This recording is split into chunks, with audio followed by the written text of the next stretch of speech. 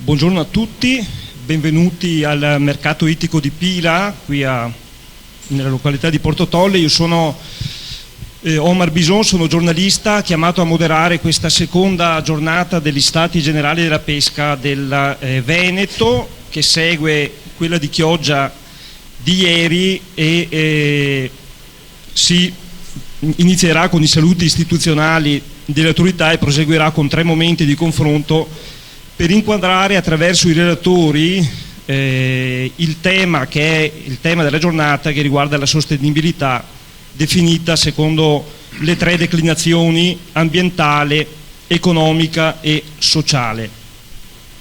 Saluto anche chi ci segue da casa per la diretta sulla pagina istituzionale Facebook e il canale YouTube di Veneto Agricoltura. Dopo 7 anni dagli ultimi Stati Generali della Pesca promossi dalla Regione del Veneto in collaborazione con Veneto Agricoltura, ci troviamo con questa seconda edizione.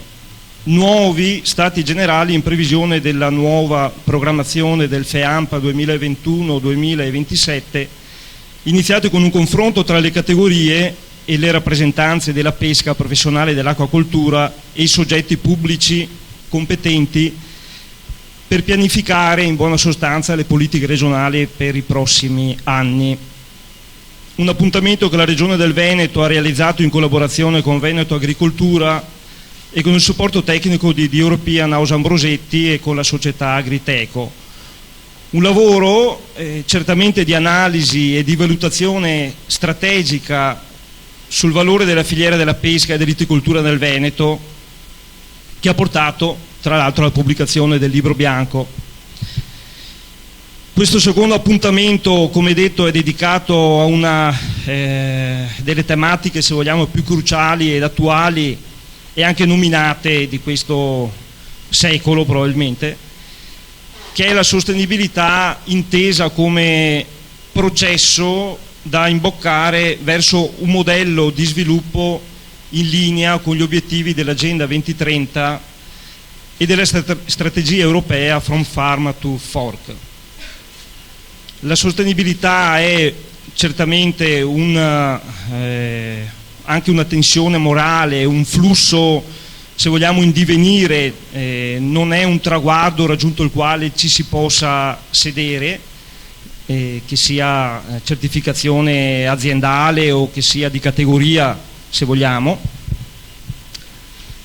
È al centro delle politiche e della programmazione delle istituzioni europee, italiane e territoriali, ma sempre di più è una richiesta che viene innanzitutto da cittadini e da consumatori, da investitori e da istituti di credito che chiedono anche che si assolvano appunto a determinati percorsi relativamente al tema, e che chiedono ad esempio alle aziende di disporre di obiettivi chiari e performance misurabili in questo senso, se non addirittura di veri e propri bilanci certificati e redatti secondo standard riconosciuti e codificati a livello internazionale. Una responsabilità sociale in questo senso individuale e collettiva che bisogna perseguire nell'interesse generale. Attraverso il libro bianco, come detto, la Regione del Veneto ha fotografato il settore esistente coinvolgendo gli stakeholder, come si dice, e ne ha individuati i punti di forza e le carenze e ha identificati gli obiettivi da perseguire per un sistema pesca resiliente, come altro termine voglio dire che si usa ogni 2 parole e virgola, in armonia con le altre attività antropiche esistenti ed economiche, sostenibile appunto sotto tutti i profili e per questo proiettato al futuro. 7 gli ambiti di intervento sono risultati prioritari. I piani di investimenti in tecnologia e digitalizzazione per la riduzione dell'impatto ambientale a sostegno della transizione energetica, il potenziamento del sistema della formazione e aggiornamento delle competenze, promozione e sensibilizzazione sul ruolo sociale del pescatore, valorizzazione del ruolo di prodotti ittici per un'alimentazione sana, sicura e sostenibile, promozione della crescita dimensionale delle aziende del settore, semplificazione normativa, promozione di modelli di economia circolare. Quale può essere il contributo della sostenibilità come processo per proseguire questi traguardi? Stiamo a vedere lo svolgimento dei lavori e iniziamo dando il via alla nostra giornata con i saluti istituzionali. Con me al tavolo Roberto Pizzoli, sindaco di Porto Tolle, buongiorno, Luigino Pelé, direttore del mercato ittico di Pila, Cristiano Corazzari, assessore alla pesca della Regione Veneto. Immagino vogliate proseguire con quest'ordine, sì, e quindi parola al sindaco di Porto Tolle. Buon lavoro. Grazie mille, molto gentile, grazie anche di questa presentazione molto attenta. Do il benvenuto a tutti, benvenuto da parte mia, della mia amministrazione, del mio assessore della pesca Tania Bertaggia che è qui con me, anche l'assessore Crepaldi che è un po' più indietro, e niente, il benvenuto nel nostro comune di Porto Tolle, il comune più esteso del Veneto dopo Venezia città metropolitana, in questo borgo di pescatori, veramente, come si suol dire, ma è proprio così, perché Pila insomma insegna, e ringrazio la cooperativa di Pila per l'ospitalità e ringrazio in particolare l'assessore Corazzari che è qua vicino a me, la direzione pesca, per aver scelto anche Porto Tolle come tappa di questo importante appuntamento con Veneto Agricoltura, che ha curato nei minimi dettagli, in particolare Alessandra che è sempre vicina e sempre attenta, e quindi questo è il ringraziamento di apertura. Il nostro è un comune che sta facendo rete ed è una cosa molto importante anche con gli altri comuni della costa veneta. Con Chioggia il dialogo è aperto, è sempre molto, molto vicino, perché naturalmente i problemi che abbiamo sono gli stessi ovunque. Oggi non vorrei parlare solo di problemi, vorrei parlare anche di prospettive, anche se sicuramente le tematiche fondamentali oggi che riguardano il Delta del Po, di cui Porto Tolle ha il porto più importante, ma ricordo anche Rosolina, che ringrazio della presenza, e Portoviro, che comunque fanno parte di quell'asse territoriale del Delta del Po poliesano, che comunque vive una situazione particolare, una situazione per quanto riguarda la pesca in mare, che chiaramente oggi non vado a ribadire quello che è stato già detto anche ieri a Chioggia, dal caro gasolio a tutte le situazioni, alle pescosità dell'Adriatico, e qua mi allaccio anche alla sostenibilità e quindi all'argomento e il tema del focus della giornata, ma parlo anche di quella che è l'acquacultura sul nostro territorio e delle sue lagune. Porto Tolle, il Delta del Po, è il territorio, dico sempre, artificiale più naturale del mondo, perché comunque è nato alla fine del 1500 grazie agli ingegneri veneziani che hanno deviato il Po, e quindi è un territorio giovanissimo, un territorio che vive una trasformazione quotidiana, che chi lo vive in prima persona, i nostri pescatori, anche i nostri cacciatori, chi la vive costantemente sa cosa vuol dire il cambiamento morfologico anche delle nostre lagune, il cambiamento costante, ed è un territorio che proprio per la sua natura artificiale ancora oggi, per la sua sostenibilità, vive una simbiosi tra l'uomo e la natura. Cosa vuol dire? Che ha la necessità, anzi deve, per sopravvivere, avere l'intervento dell'uomo, e da qui si aprono 1000 canali di discussione, dalla vivificazione delle lagune, che è sicuramente l'argomento fondamentale per quanto riguarda la salvaguardia dei nostri prodotti di eccellenza, per quanto riguarda i molluschi, quindi dalle vongole alle cozze, passando per ultimo dei nostri prodotti d'eccellenza l'ostrica rosa.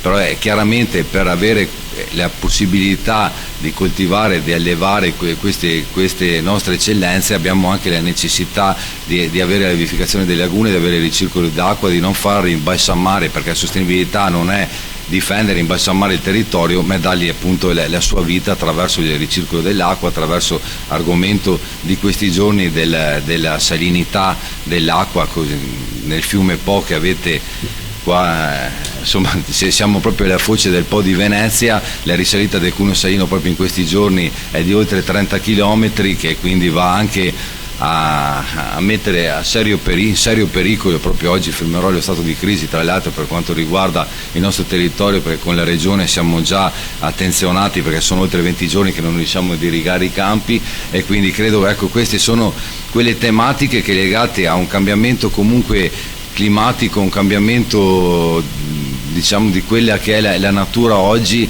lo viviamo giorno per giorno. Ogni volta che c'è un temporale sono terrorizzato, non vi dico stanotte che, siamo sempre nell'attenzione. Abbiamo comunque un fattore che lo viviamo anche proprio nella pesca, all'interno delle nostre lagune, di cosa vuol dire questo cambiamento negli anni.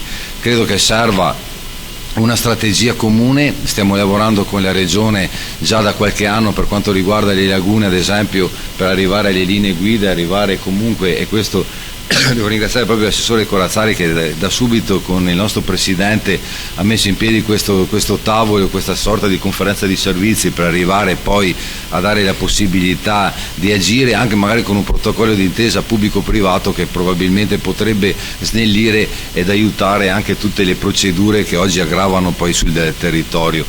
Non ultima, ci sono i soliti problemi che riguardano naturalmente anche la logistica nostra, vedo ad esempio l'uscita della boccamare del porto di Pila, e qui ci potrebbero essere le occasioni legate al PNRR. Comunque, ripeto, gli argomenti sono tantissimi, mi limito a questo perché naturalmente questa era l'apertura con i saluti, però ci tenevo a puntualizzare quei 2 o 3 temi che sicuramente viviamo giorno dopo giorno. I nostri pescatori tra mille difficoltà riescono comunque a crescere, a dare anche a livello imprenditoriale, a dare qualcosa di più, anche se oggi fare il pescatore non è solo fare il pescatore, lo dico sempre, ma anche fare il commercialista, fare il biologo e fare 10.000 temi che probabilmente non competono neanche strettamente al pescatore, però questo vuol dire che c'è anche una crescita di professionalità e l'asticella sicuramente in questi anni si è alzata tantissimo. Grazie. Grazie Sindaco. Proseguiamo con Luigino Pelà, direttore del mercato ittico di Pila. Prego.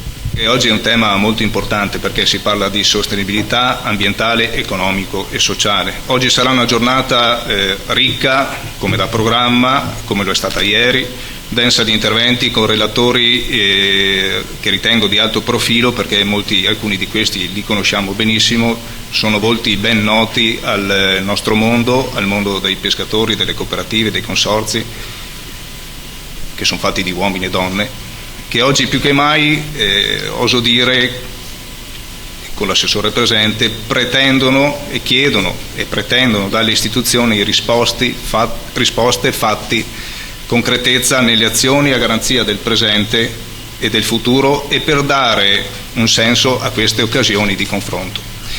Ringrazio a nome del Presidente e del Consiglio di amministrazione della cooperativa tutti i partecipanti, in modo particolare la Regione, l'assessore Corazzari, unitamente al Sindaco Pizzoli, perché hanno favorito che uno degli appuntamenti tematici che si sviluppano in queste giornate in Veneto degli Stati Generali venisse fatto proprio a Pila e in particolare in questa sala, sede di una cooperativa storica nata nel 1947 che è anche gestore del mercato ittico.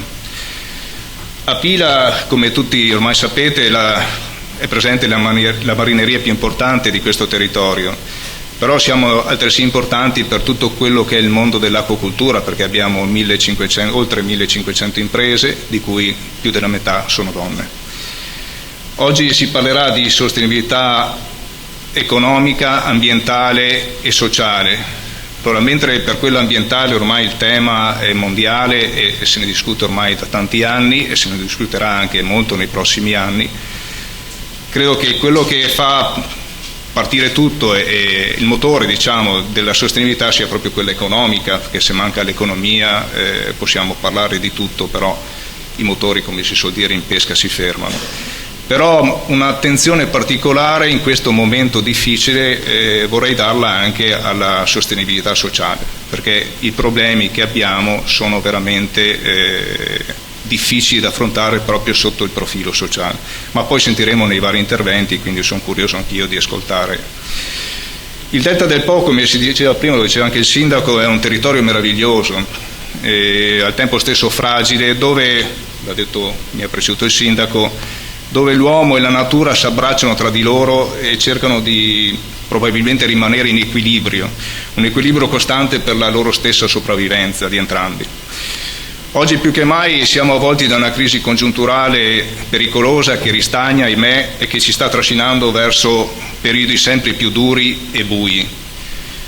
Spero non sia una costante per un declino che inevitabilmente, senza sconti, credo colpirebbe gravemente tutto e tutti, ambiente, economia e soprattutto le imprese e le loro famiglie. Siamo passati dall'emergenza pandemica alla guerra in Ucraina, che hanno contribuito a creare instabilità economica e sociale, per poi essere risucchiati da problemi legati all'ambiente, colpito da siccità, risalita del cuneo salino, si diceva, innalzamento della temperatura del mare, delle nostre lagune, con presenza sempre più importante di specie alloctone che sono predatori che, qua abbiamo tecnici a riguardo, mettono veramente fortemente a rischio la biodiversità e l'ecosistema in sé, e soprattutto mettono a rischio fortemente le produzioni locali, che sono un'eccellenza per il territorio veneto e nazionale. Non mi voglio dilungare perché poi ovviamente ci sono anche limitazioni nei tempi, in particolare la giornata di oggi si presenta ricca e significativa di interventi dei quali mi auguro possano servire a un dibattito e un confronto che ci dovrà vedere protagonisti, attivi, attori nei prossimi mesi, nei prossimi anni. Tutti insieme probabilmente ce la faremo, rimboccandoci le maniche e guardandoci in faccia. Grazie e buona giornata a tutti. Grazie al direttore Pelato del contributo e lascio la parola a Cristiano Corazzari, che è l'assessore alla pesca della Regione Veneto. Prego, assessore. Grazie, buongiorno a tutti. Chiaramente è un avvio dei lavori della seconda giornata degli Stati Generali della Pesca, che mi permette di rinnovare il saluto del Presidente Luca Zaia, mio personale, a tutti i presenti, il ringraziamento per la vostra presenza e un ringraziamento particolare a tutti coloro che hanno lavorato e stanno lavorando per la realizzazione di queste giornate di confronto e di approfondimento che dovranno tradursi in una proposta.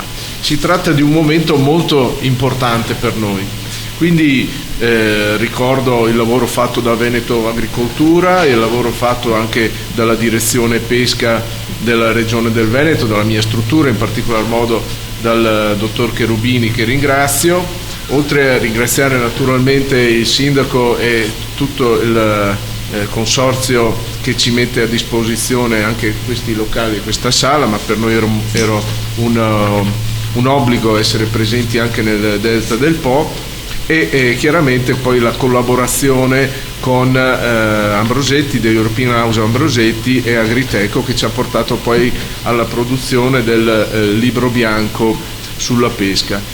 Ieri è stata una giornata di confronto molto interessante, in cui c'è stata la possibilità di iniziare a rapportarci sui temi legati alla pesca professionale all'interno delle nostre lagune e all'acquacoltura.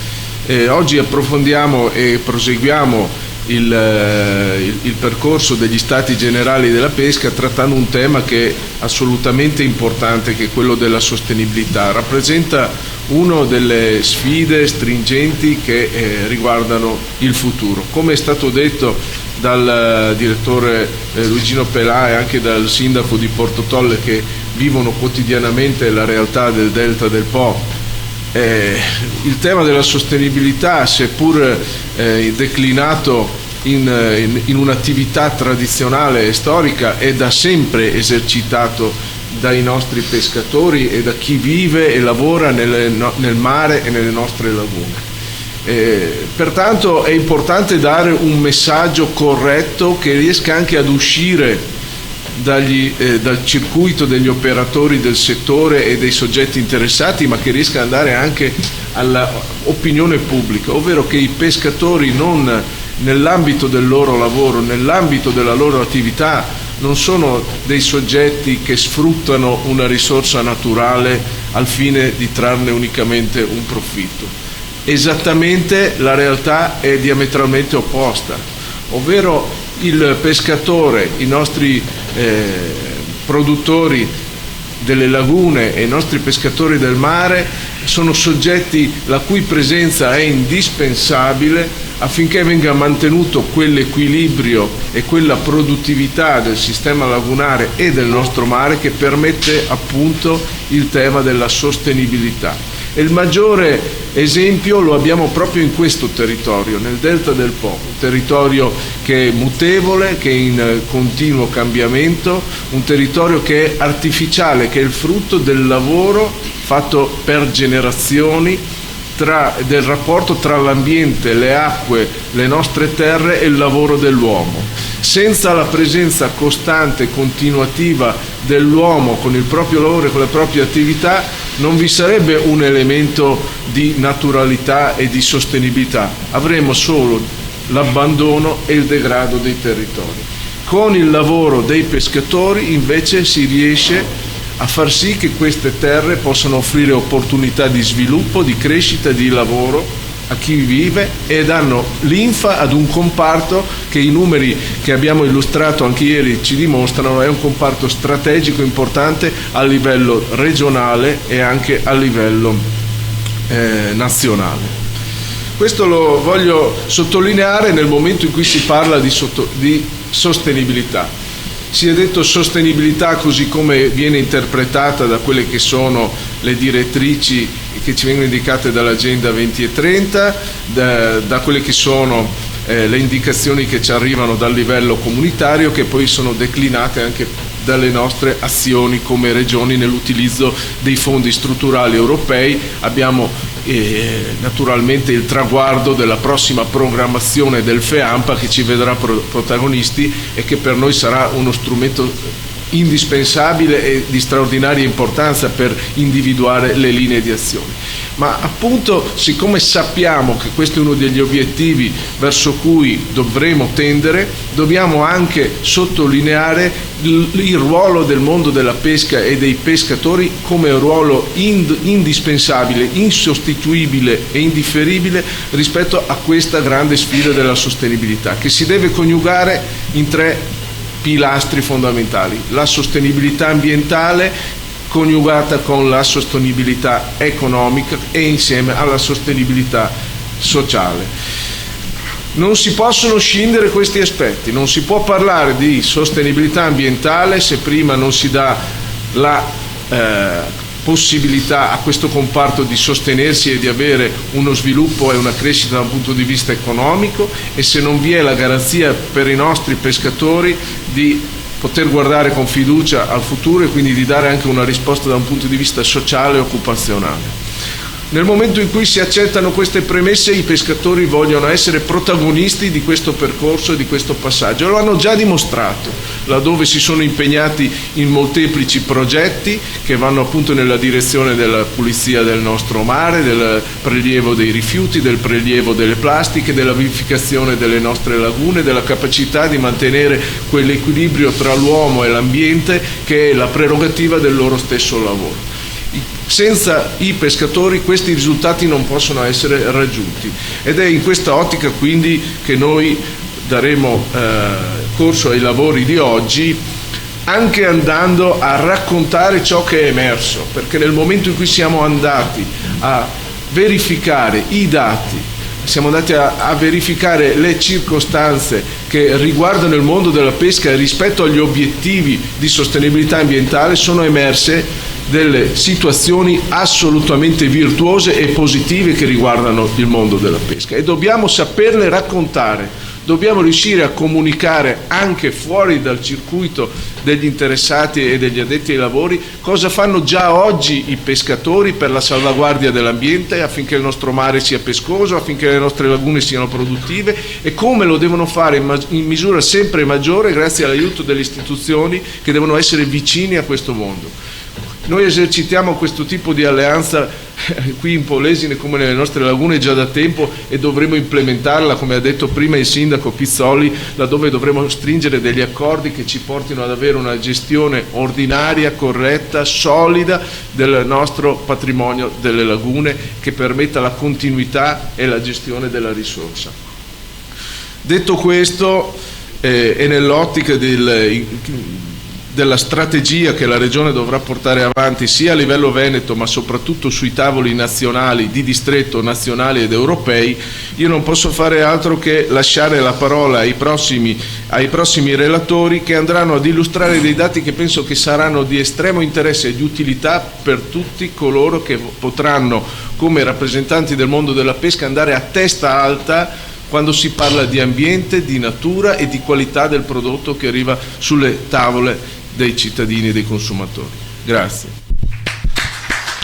Bene, ringraziamo per il contributo l'assessore Corazzari e chiediamo di accomodarsi in preparazione della prima sessione, come dire, dei lavori che riguarda il tavolo sulla sostenibilità ambientale, dove, come detto, parleremo anche di alcuni progetti, di successo virtuosi in questo senso.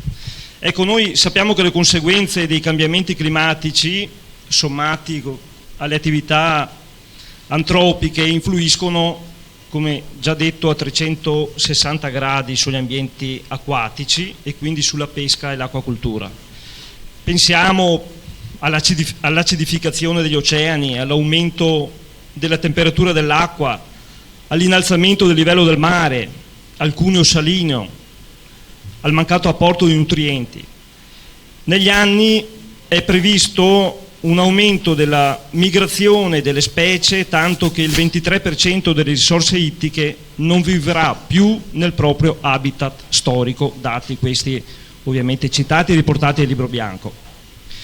Il contenimento delle emissioni di CO2 associate alla produzione e al consumo di prodotti ittici è l'obiettivo principale tra quelli individuati, raggiungibile attraverso un processo di sostenibilità ambientale riconosciuta. Ma come si identifica e come si esercita una responsabilità sociale individuale e collettiva del singolo operatore e dell'impresa e della categoria in questo senso? Dove inizia e dove finisce l'interesse particolare e quello generale?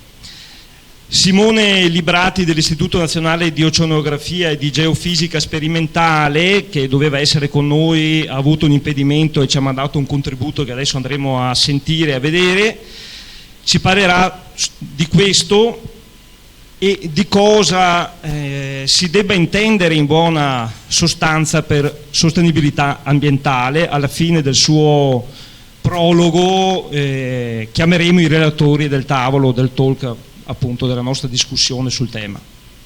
Prego. Buongiorno, sono Simone Libralato, sono ricercatore presso l'Istituto Nazionale di Oceanografia e di Geofisica Sperimentale. E ringrazio gli organizzatori per avermi invitato a fare questa presentazione. Mi dispiace non essere lì con il pubblico in sala, che saluto tutto, le autorità, chi è presente, e purtroppo causa forza maggiore non sono potuto venire a Pila. Allora, io mi occupo di ecologia marina e vi parlerò di che cosa si intende per sostenibilità ambientale. Ovviamente è un tema molto vasto, per cui andrò in 15 minuti, sicuramente non si può toccare tutto, andrò un attimo sull'essenziale. Chiaramente sostenibilità deriva da sostenere, e ambientale, credo sia chiaro a tutti, ha a che fare con la natura. Sostenibilità ambientale indica quindi i limiti entro cui un'attività antropica è sostenuta dal mondo naturale. In realtà io la vedo come una cosa più univoca, nel senso che da un lato sicuramente è come dall'immagine la parte antropica in qualche modo può aver cura della parte naturale, impattarla più o meno. D'altro canto è vero che è la natura che sostiene anche la parte antropica, quindi non c'è niente da fare. L'uomo è nell'ambiente, ci fa parte e subisce anche quello che lui stesso fa, quindi è un approccio biunivoco che userò. Sfruttamento sostenibile deriva tra l'altro da quello che era una definizione di Brundtland del 1987, che non è altro che soddisfare i bisogni del presente senza compromettere la capacità delle generazioni future di soddisfare i propri bisogni. Quindi quello che vorrei precisare è che quando vogliamo analizzare la sostenibilità ambientale di un'attività non si tratta solo di quantità, di impatto, ma anche della qualità dell'attività che facciamo e della velocità con cui svolgiamo le nostre attività di sfruttamento, di attività varie che hanno a che fare con l'ambiente. Ovviamente siamo in un contesto di pesca, oggi siamo negli Stati Generali della Pesca del Veneto, e quindi immagino voi siate interessati a capire qual è la sostenibilità ambientale della pesca, che non è altro che la capacità dell'ambiente marino di sostenere la pesca oggi e nel futuro. Ma si può quantificare? Sappiamo da cosa dipende? E questo è di cui vi parlerò adesso. Innanzitutto, quanto l'ambiente riesce a sostenere la pesca lo definisce una legge abbastanza nota, penso a tutti, ma che fa sempre bene rispolverarla, che è quella del massimo rendimento sostenibile.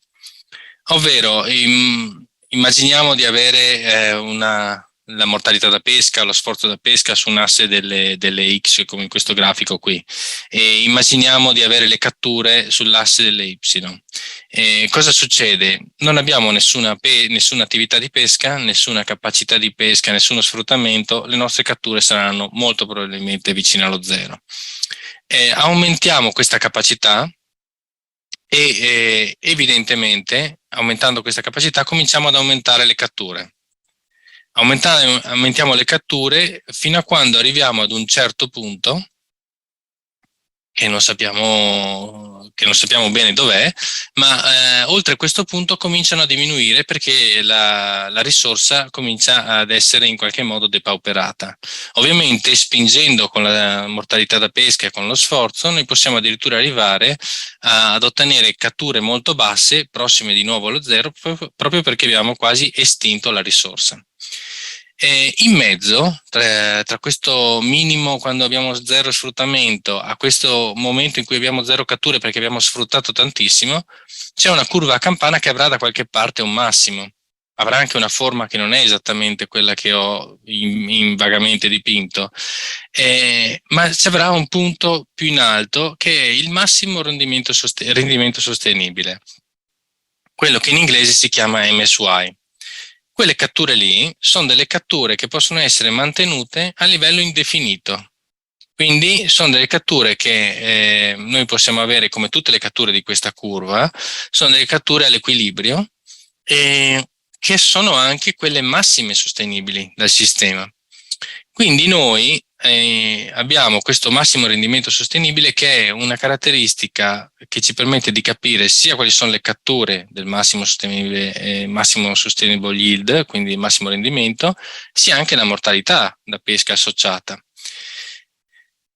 Chiaramente il massimo rendimento sostenibile è una caratteristica specie specifica, quindi dipende dalla capacità della specie di rigenerarsi, di riprodursi e di crescere, quindi un tasso di crescita della popolazione, ma è anche funzione delle risorse su cui la popolazione si basa. Cioè, se manca il cibo per questa risorsa, la popolazione non sarà la stessa, non avrà la stessa capacità di rigenerarsi e quindi potremo pescarla di meno.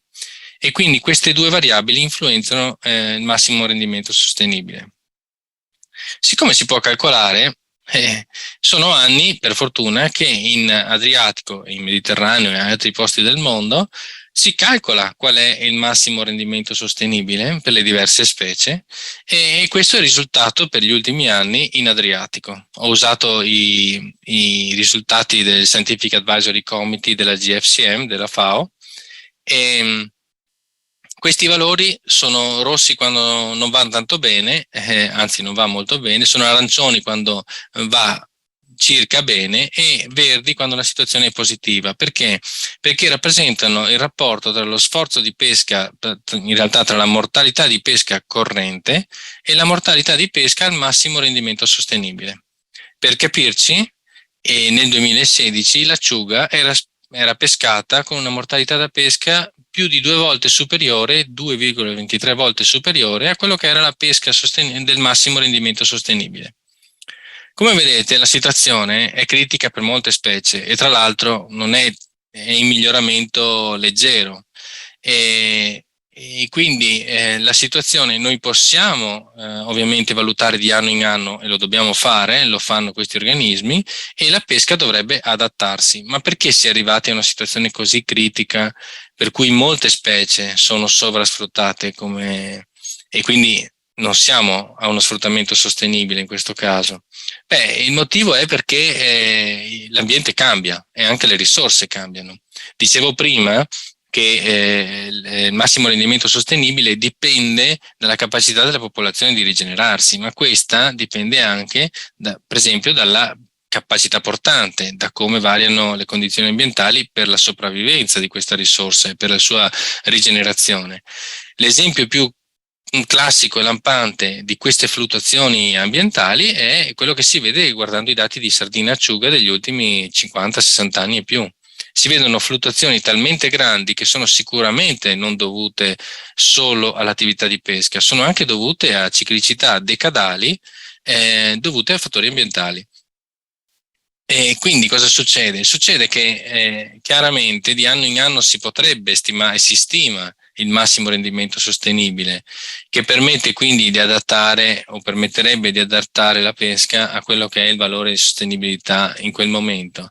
È chiaro che però c'è un problema di adattamento, nel senso che col variare delle condizioni ambientali la curva diventa più piccola. Per esempio, se c'è una minor produzione, il massimo sustainable yield, il massimo rendimento sostenibile, diventa più piccolo. Se ci sono anni di vacche grasse, come il punto verde, il massimo rendimento sostenibile sarà molto più grande. È chiaro quindi che da un lato c'è una capacità previsionale che abbiamo, dall'altro c'è una difficoltà di adattarsi, perché se la flotta di pesca è stata in qualche modo sviluppata per un anno tipo l'anno X, un anno molto positivo, è chiaro che ci metterà qualche anno ad adattarsi ai cambiamenti in atto quando arriva un anno negativo come l'anno Y e poi un anno ancora più negativo come l'anno Z. Questo dovrebbe far capire perché siamo arrivati in una situazione critica, perché la pesca difficilmente si adatta così repentinamente come invece abbiano necessariamente le risorse. Scusate, lo vediamo anche sui dati della serie storica di Chioggia. Questi sono i dati di oltre 60 anni di sbarcato del sbarcato del mercato ittico di Chioggia, e vedete qui che c'è stato un cambiamento importante.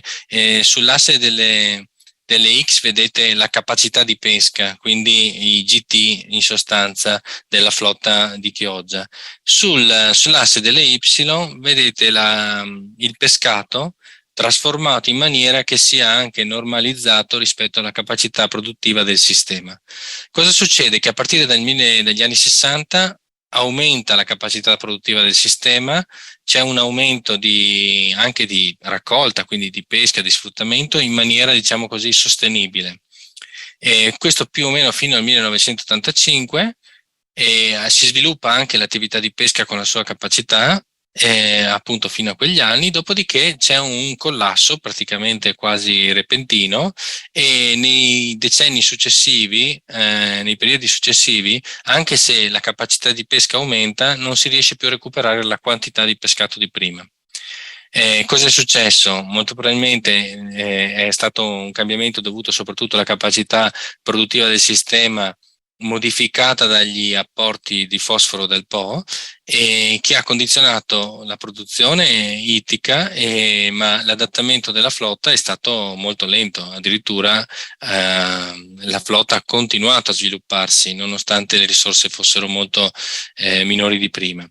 Questo è un esempio di quanto non solo ci siano dei cambiamenti repentini e importanti dovuti a fattori ambientali o antropici, in questo caso l'apporto del fosforo, ma anche quanto in realtà la risposta antropica poi a queste modifiche, la risposta del settore pesca necessariamente è lenta perché è un sistema che ha le sue economie, una sua attività che ben sappiamo.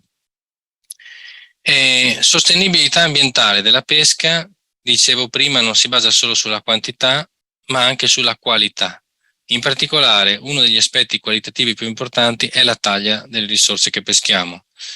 Da sempre, da tanto tempo, sappiamo che esistono delle taglie minime. Oggigiorno vengono definite le taglie minime per la conservazione delle specie, che tengono conto del momento in cui ogni specie diventa riproduttiva, e quindi lasciare che almeno una volta il prodotto che avevamo pescato abbia avuto la possibilità almeno una volta di riprodursi. Questa cosa la sapevano anche gli antichi, ovviamente.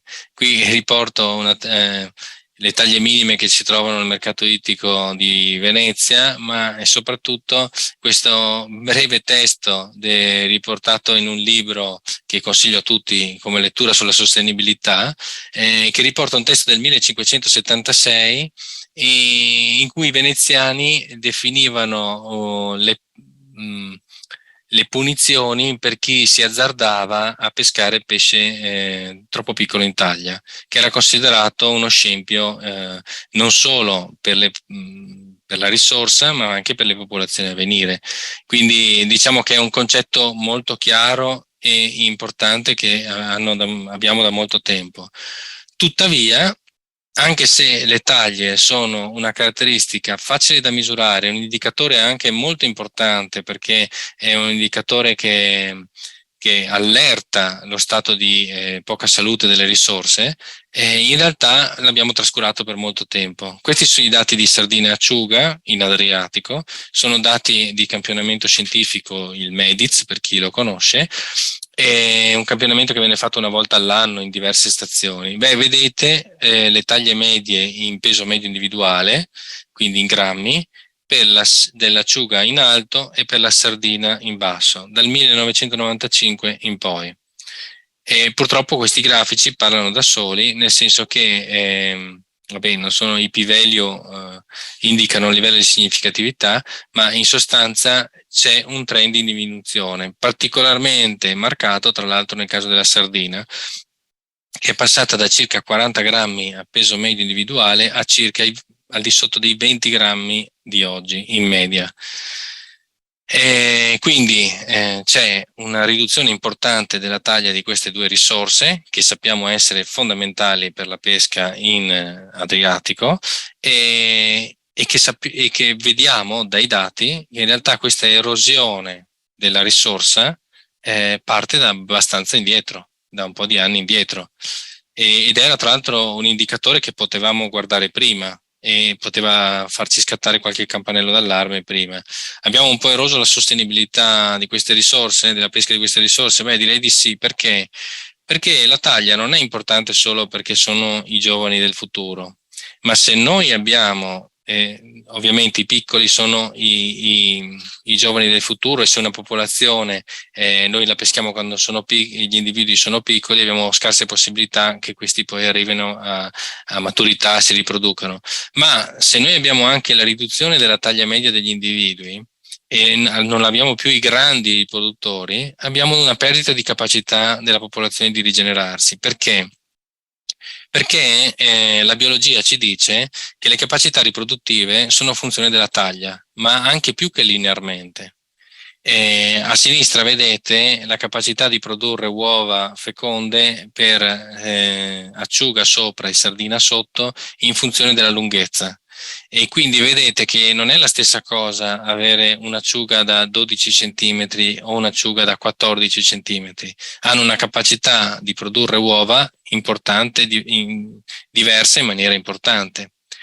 Per fare un esempio molto eclatante, riportato in un articolo pubblicato in una rivista scientifica importante, un merluzzo di dimensioni rilevanti, quindi di 30 kg, un grande riproduttore, è capace di produrre circa 60 megajoule di uova, che sono paragonabili a le uova emesse da 37 individui che in totale pesano 74 kg. Quindi la faccenda è che noi abbiamo bisogno che in mare rimangano dei grandi riproduttori, e quando peschiamo individui o troviamo individui sempre più piccoli dovremmo avere un campanello d'allarme che ci suona, perché in realtà si tratta di una erosione della capacità del sistema di essere sostenibile, sfruttato in maniera sostenibile. Cosa possiamo fare? Ovviamente possiamo aumentare la selettività degli attrezzi, fare in modo che siano più selettivi, che abbiano quindi una cattura soprattutto di individui più grandi, ma possiamo anche per esempio modificare le abitudini e i luoghi di pesca. E in queste mappe, che è frutto di un'analisi che abbiamo fatto recentemente, abbiamo calcolato le aree di aggregazione di adulti e giovanili per diverse specie e calcolato la differenza sostanzialmente, cioè le aree blu sono le aree dove c'è una prevalenza di individui giovanili per le diverse specie, e le aree in rosso sono quelle dove c'è una prevalenza degli adulti. È chiaro che se dovessimo fare una gestione atta a migliorare la selettività della pesca per queste specie, dovremmo cercare di pescare con gli attrezzi che hanno i target queste specie nelle zone in rosso, ed evitare quindi le zone in blu, in cui avremo in realtà una cattura accessoria di giovanili rilevante.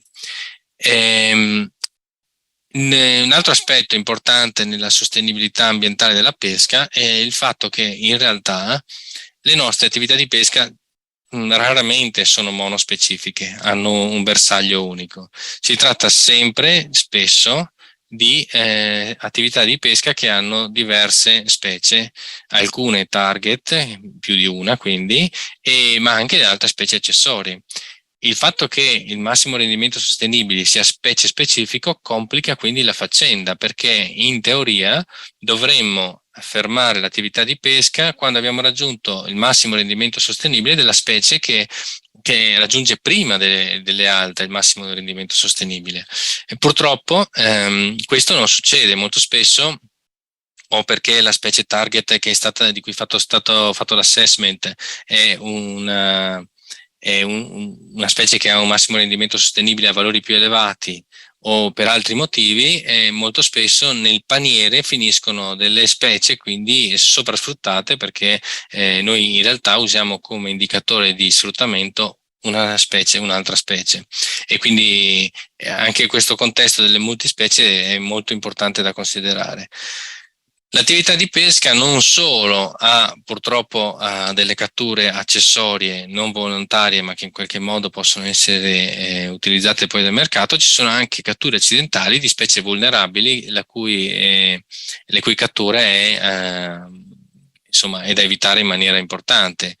Sto parlando di tartarughe, uccelli marini, mammiferi marini, ma anche elasmobranchi, quindi squali e razze, che sono specie molto sensibili, che hanno dei tassi di riproduzione molto più bassi dei pesci, o hanno dei sistemi di riproduzione molto sensibili, per cui la loro cattura e mortalità va ridotta al minimo.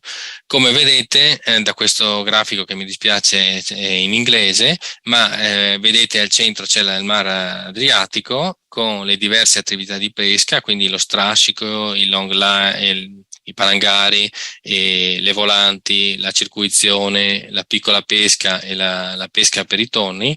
Vedete come le diverse attività di pesca abbiano delle catture di specie vulnerabili alquanto diverse nelle diverse aree. In particolare in Adriatico è soprattutto lo strascico, che sappiamo essere un'attività di pesca molto importante, che ha una quantità importante di specie accessorie vulnerabili catturate. In particolare spesso ci si riferisce a tartarughe, e penso che successivamente ne verrà parlato con un esempio, con un progetto. Non sono solo specie accidentali e vulnerabili, non sono solo specie accessorie che comunque possiamo vendere, ci sono anche specie accidentali che ributtiamo a mare. L'attività di pesca quindi comporta molto spesso la cattura di specie e di organismi marini che noi scartiamo. Lo sappiamo che lo scarto è inevitabile, però questo grafico mette in evidenza sulla percentuale di scarto in peso per i diversi attrezzi. Questa è una media calcolata per il Mar Mediterraneo, quindi non è specifica per l'Adriatico, però rende molto chiaro e lampante l'idea che per avere 1 chilo di prodotto ittico con certi attrezzi, come la piccola pesca per esempio o la circuizione, ci sono quantità di scarto notevolmente inferiori che con altri attrezzi. In particolare il rapido, lo sappiamo perché sono state fatte anche proprio in Nord Adriatico degli studi sulla selettività, sullo scarto, ha delle quantità medie di scarto rilevanti che non possono essere trascurate e che sicuramente riducono quella che è la sostenibilità ambientale dell'attività di pesca. L'ultimo concetto che volevo portarvi è quello del fatto che l'energia nella rete alimentare a mare fluisce dal plancton verso gli organismi sempre più superiori, più grandi. Tipicamente uno pensa a plancton, zooplancton, acciughe, sardine, sgombri, tonni. Ecco, nel fluire nella rete alimentare marina, inevitabilmente ci sono delle perdite, delle inefficienze, come vengono chiamate, semplicemente dovute al fatto che non tutto quello che mangiamo viene trasformato in altra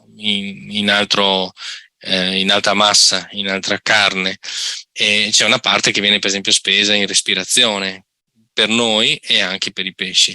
Quindi cosa succede? Più o meno c'è un 10%, ognuno di questi passaggi c'è un 10% che passa di energia al livello successivo. Questo significa che se noi abbiamo 1000 tonnellate di plancton, possiamo avere 100 tonnellate di acciughe che producono 10 tonnellate di sgombro e 1 tonnellata di tonno. Queste quantità quindi sono dettate da leggi ecologiche e termodinamiche abbastanza ineludibili e quindi se questa è la produzione, anche il consumo dovrebbe andare per con questi livelli, con queste quantità, cioè essere un consumo che è elevato per gli organismi più bassi della nostra piramide ecologica e man mano sempre meno quando si va in alto.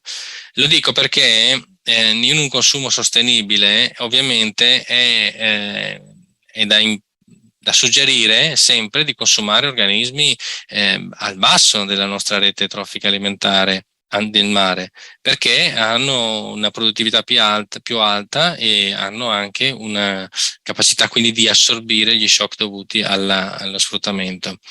Mentre invece molto spesso notiamo sulle nostre tavole prodotti che hanno un livello trofico quindi molto alto. Ed è quindi anche c'è un'attività da fare importante di sensibilizzazione dei consumatori in maniera che consumino anche i prodotti che alcune volte non sono considerati di elevato pregio ma che in realtà da un punto di vista culinario e organolettico hanno un vantaggio importante. Credo che poi nella presentazione successiva sulle mitilicolture verrà chiarito anche questo aspetto dell'importanza di alimentarsi dei prodotti in basso nella rete trofica. Infine volevo quindi concludere col fatto che la sostenibilità ambientale è in pratica un tassello di base che è di base insieme alla sostenibilità sociale ed economica.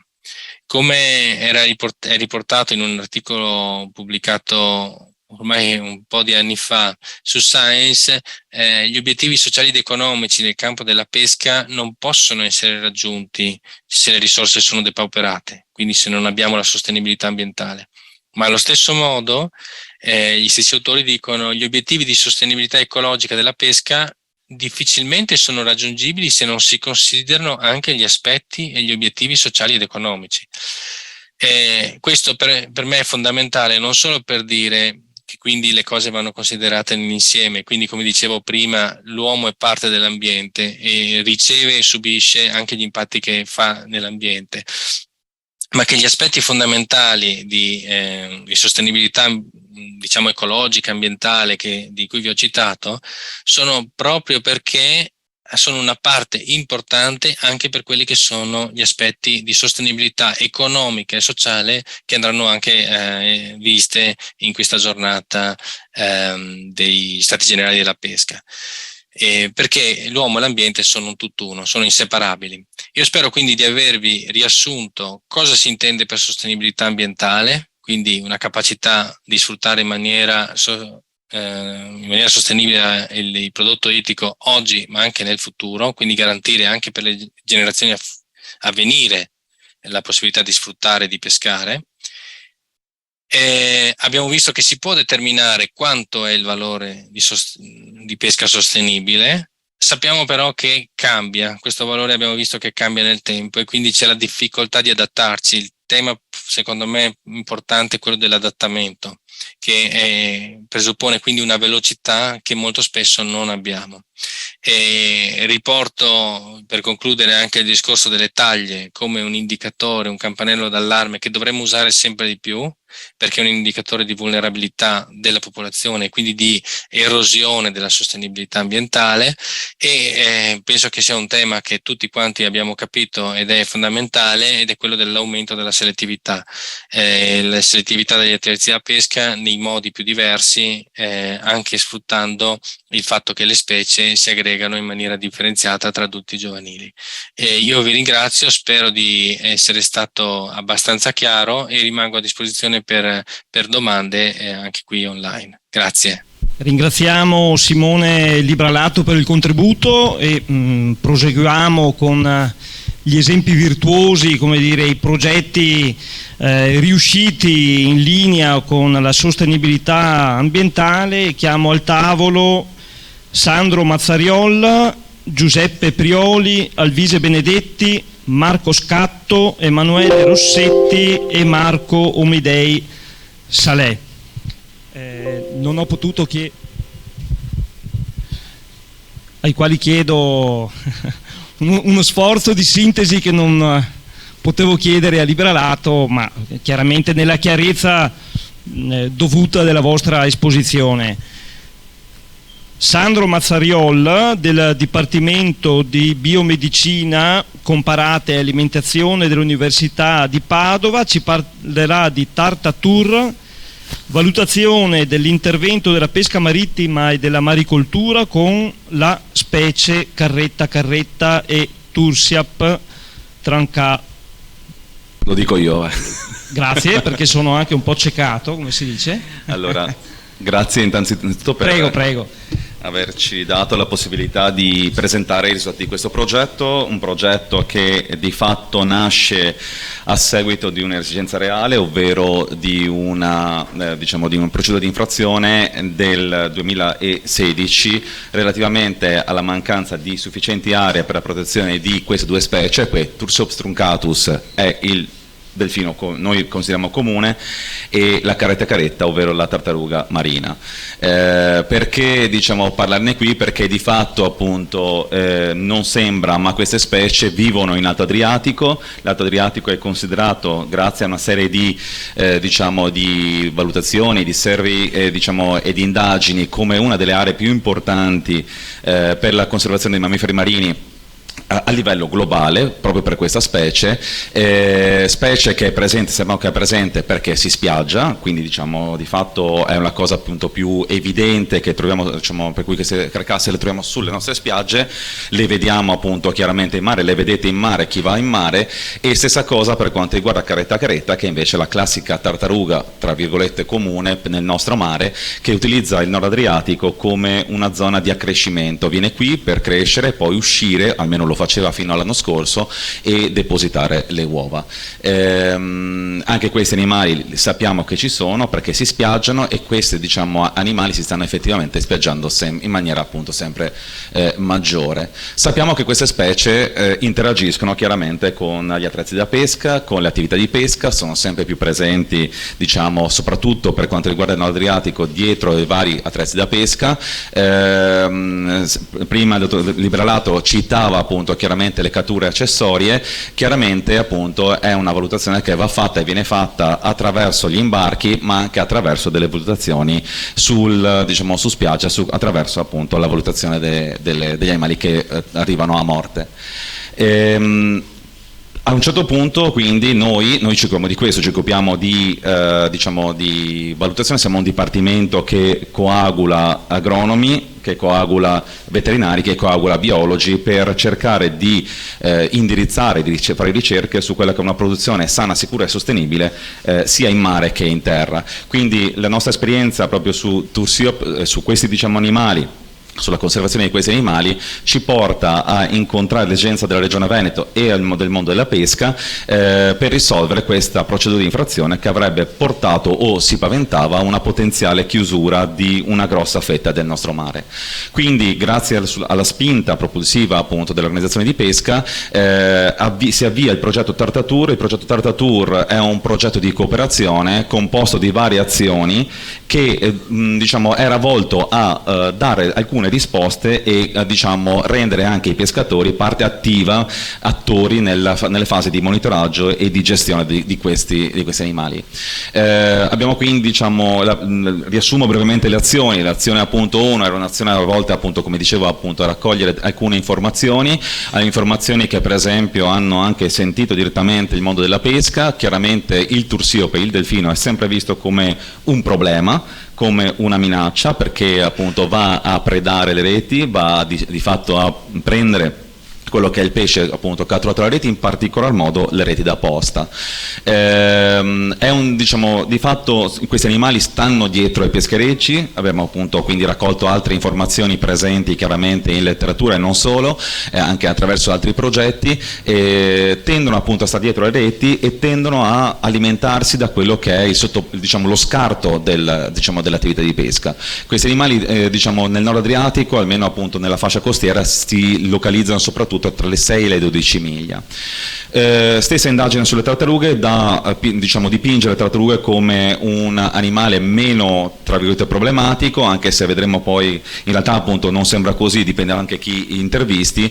Sicuramente il valore ecologico di una tartaruga è ben più accettato proprio perché dà meno effetti e meno problemi sugli attrezzi da pesca, ma magari impatta su altre. Abbasso un attimo che così di fatto diciamo, le altre azioni hanno previsto un coinvolgimento dei pescatori, un coinvolgimento diretto attraverso appunto ospitando ricercatori in mare, quindi appunto andando a cercare di fatto animali direttamente con i pescherecci e cercando di valutare se c'erano delle catture accidentali. Allora posso dirvi che catture accidentali ce ne sono state appunto prevalentemente di tartarughe, e tartarughe appunto che risultavano essere vive.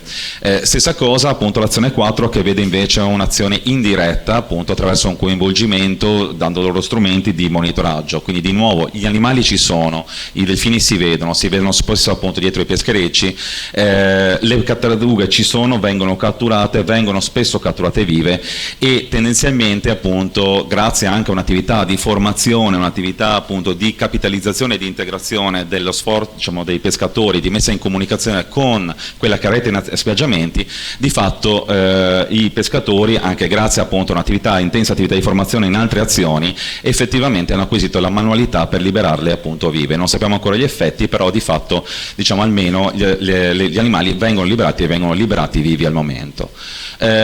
Queste informazioni ci hanno portato a, diciamo, a ottenere una serie di dati che quindi noi abbiamo una popolazione quindi residente, abbiamo individuato grazie a queste informazioni e grazie anche a altre informazioni, ad esempio quali sono specificamente gli attrezzi che impattano su questi animali, e di fatto appunto stiamo parlando di reti da posta in particolar modo, a disegnare un'area, a rispondere a quella che è la procedura di infrazione, a disegnare un'area, quindi diciamo che è l'area Natura 2000 di fronte, qui di fronte, gemella rispetto a quella diciamo emiliana, in cui abbiamo identificato pochi divieti che in fatto corrispondono alle misure del fermo biologico e al fermo tecnico, molte buone pratiche e tarando appunto l'uso degli strumenti di mitigazione appunto in maniera stagionale. Di fatto questo è un un progetto che è stato premiato in Commissione Europea come best practice e molte regioni lo stanno prendendo come esempio per essere trasferito in altri contesti come Regione Calabria, come Regione Liguria e ora stiamo procedendo con Trattatur 2 per espandere e diffondere appunto queste pratiche anche in Friuli ed Emilia Romagna. Vi lascio semplicemente con questi ultimi due video che sono in realtà appunto due nidificazioni di successo a Jesolo e a Scanoboa, quindi qui di fronte, l'anno scorso, questo a indicare di fatto che le tartarughe hanno cominciato a nidificare qui, vuol dire cambiare, dobbiamo cambiare anche l'approccio a queste specie, perché significa appunto che ovviamente cambiano le condizioni ambientali, ma cambiano gli animali e quindi dobbiamo ovviamente essere resilienti nel nostro approccio alla sostenibilità, e con questo vi ringrazio.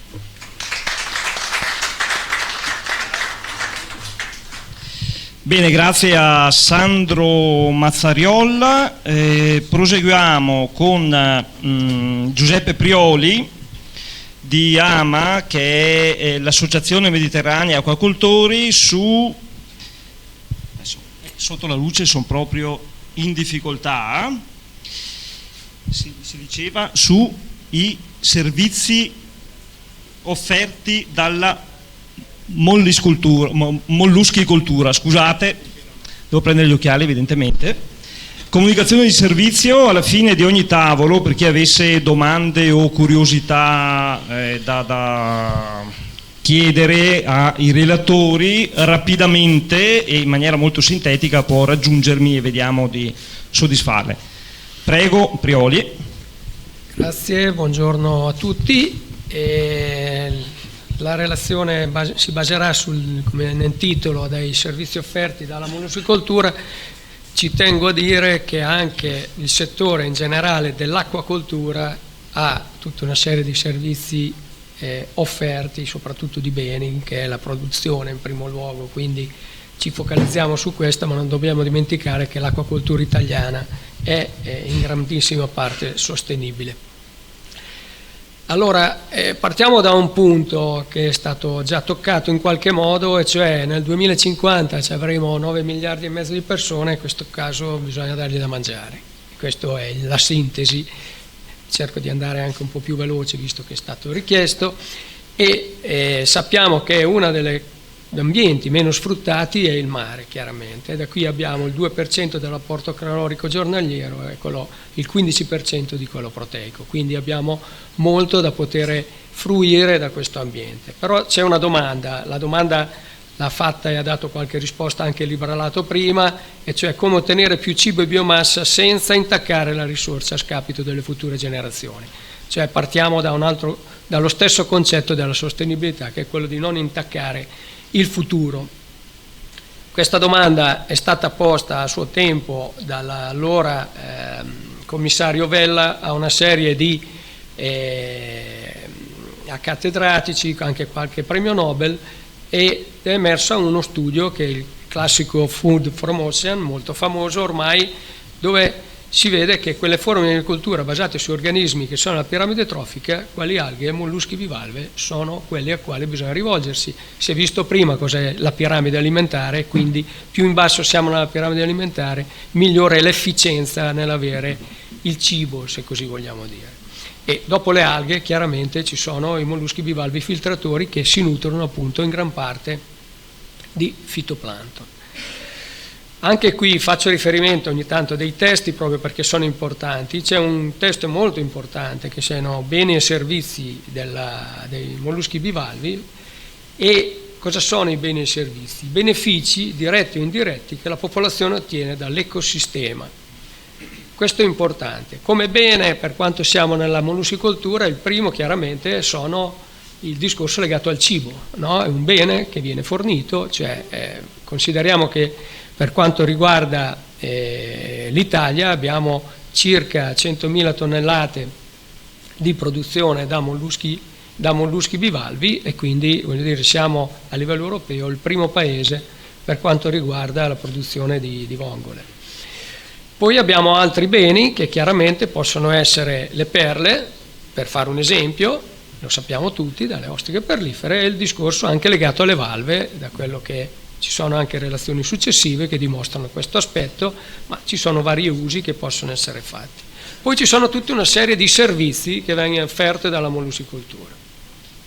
Di regolazione, e sono importanti, poi ne discuteremo in maniera un pochettino più dettagliata, quindi il trattamento delle acque dalla torbidità e dall'eutrofizzazione, e cioè aiutano a ridurre il carico trofico che c'è nell'ambiente, la gestione dell'habitat perché forniscono biodiversità e regolano anche in alcune aree il rischio, e cioè basti pensare all'importanza che in alcune zone hanno le oyster reef, le scogliere di ostriche, per andare a mitigare quello che è l'impatto ad esempio delle mareggiate o di altro.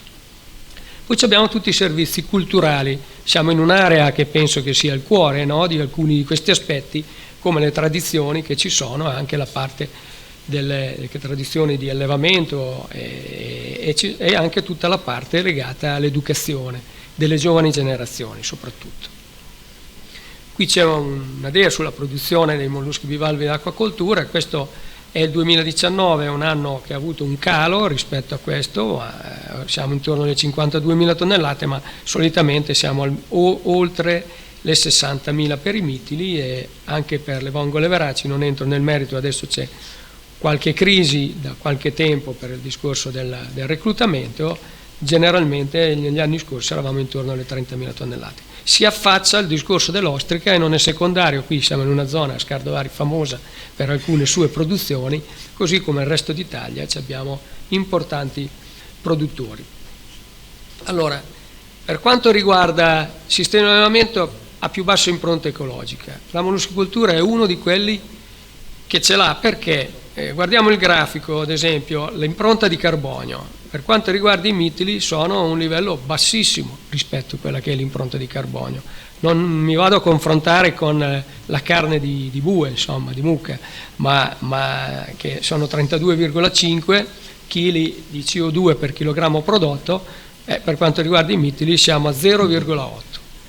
Comparato con altre fonti proteiche abbiamo un basso livello trofico, l'abbiamo detto prima, una bassa impronta di carbonio, un basso uso di energia, perché l'energia che viene utilizzata, poi vedremo anche questo, è un aspetto che chiaramente non è totalmente generalizzato, perché non tutti agiscono allo stesso modo, però mediamente c'è un basso uso di energia per produrre, c'è una riduzione netta di azoto e fosforo, perché appunto sono sali minerali che vanno poi a costituire il fitoplancton che viene riutilizzato.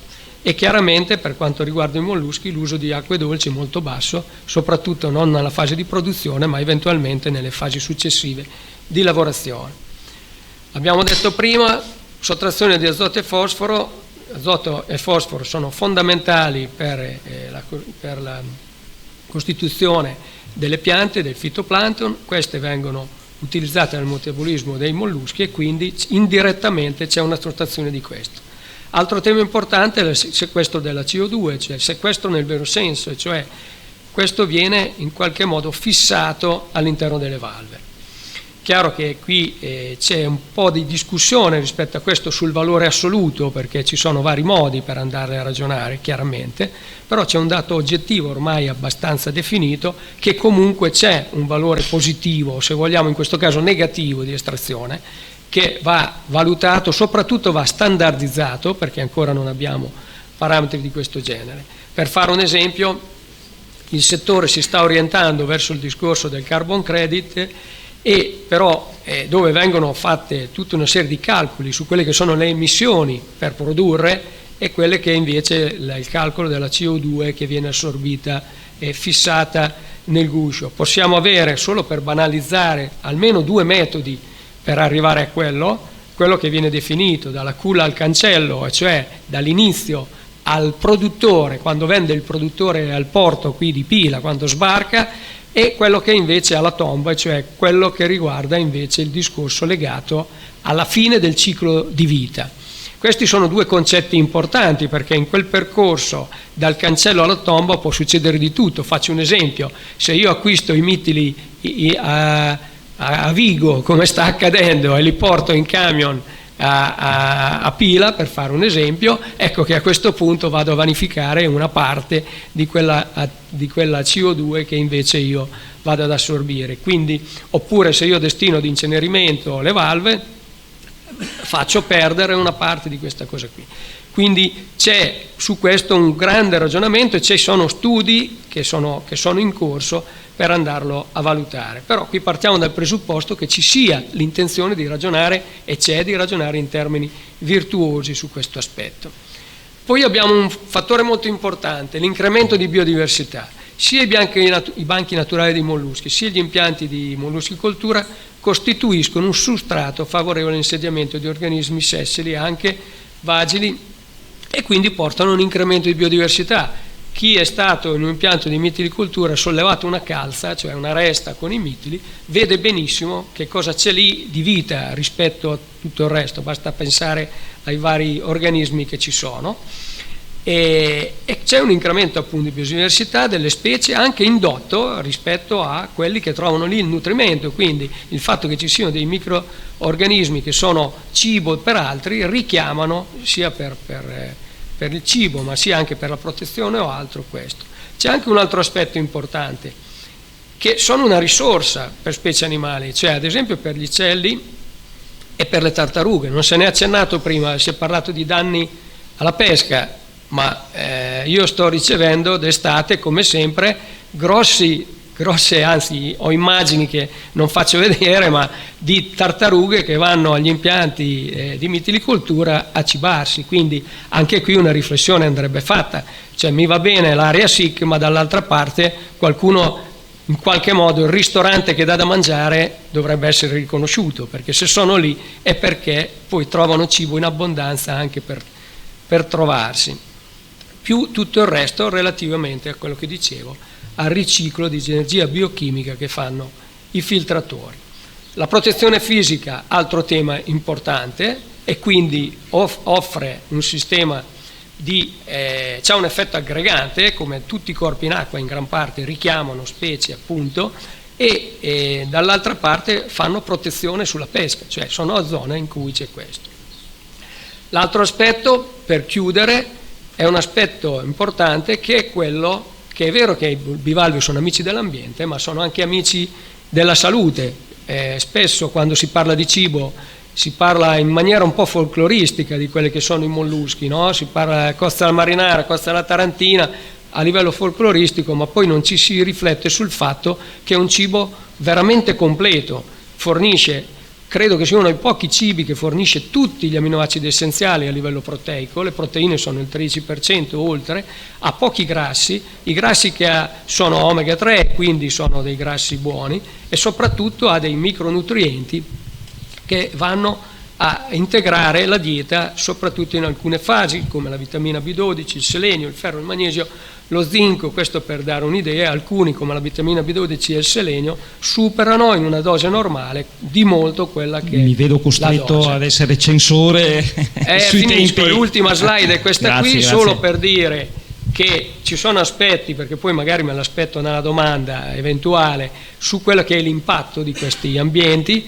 Si sta lavorando molto su nuove tecnologie per evitare l'uso delle plastiche, chiaramente, usando fibre naturali o d'altro, e si sta lavorando anche per ridurre l'impatto su quel discorso lì del consumo energetico, quindi si faranno prove sull'uso di biogas sui motori, sull'uso dell'introduzione di sistemi elettrici, e partiremo a breve con una sperimentazione sull'uso di impianti con cella di idrogeno che ridurranno almeno del 20-30% quello che è il consumo dei carburanti attuali. Grazie. Bene, ringraziamo Giuseppe Prioli per l'intervento. Adesso si alterneranno Alvise Benedetti e Marco Scatto sull'utilizzo di gusci della molluschicoltura per la produzione di biocompound. Prego. Devo fare io. Io Benedetti. Chi inizia? Benedetti. Bene. Saremo veloci, non si preoccupi. Sì. Siamo in due, Lei ma faccia quello che deve e io ho l'orologio che mi impone, ahimè, saremo molto veloci. Insistere sulla sintesi. Buongiorno, anch'io e a nome anche del dottor Scatto vorremmo ringraziare perché ci avete dato l'opportunità di presentare questo nostro progetto. Ovviamente questo è un'applicazione che possiamo fare dei molluschi, come abbiamo visto dalla presentazione precedente, un rifiuto di mollusco ci dà un sacco di possibilità. Questa è una sola applicazione. Allora, mentre diciamo, proprio in questi giorni mi è venuto, lo vedi qua, tra le mani un bellissimo libro e che mi ha un po' ispirato riguardo alla presentazione che volevo fare oggi, che in realtà diciamo il nostro percorso storico ci vede molto vicino ai molluschi. Noi stiamo percorrendo un tragitto comune che dura da tantissimo anni con i molluschi, perché in realtà, come vedete, da milioni di anni noi ci cibiamo di questo oggetto. Come diceva prima quello che mi ha il dottore che mi ha preceduto, sono ottimi da un punto di vista diciamo nutrizionale, quindi sono perfettamente. Quindi diciamo che il nostro percorso della nostra storia è sempre stato affiancato dai molluschi, nel senso che sono tantissimi anni che stiamo lavorando insieme, in realtà li stiamo mangiando. In realtà anche le scimmie mangiano i molluschi, noi siamo i primi cugini delle scimmie, anzi delle volte facciamo anche più schifo delle scimmie, però insomma anche le scimmie mangiano i molluschi, quindi diciamo questo è un cibo che ci vede, diciamo che è stato protagonista nella storia della nostra evoluzione. Qui per esempio è abbastanza interessante, vedete che nel 1440 c'erano già delle ricette che sono abbastanza simili a quelle che noi usiamo adesso per mangiare le cozze. Vedete una bella cozza, aggiungete cipolla, pepe, vino, eccetera eccetera, e quando cominciano ad aprirsi, questa è una cosa che ho imparato fino a quando ero bambino, quando cominciano ad aprirsi vuol dire che si stanno cuocendo.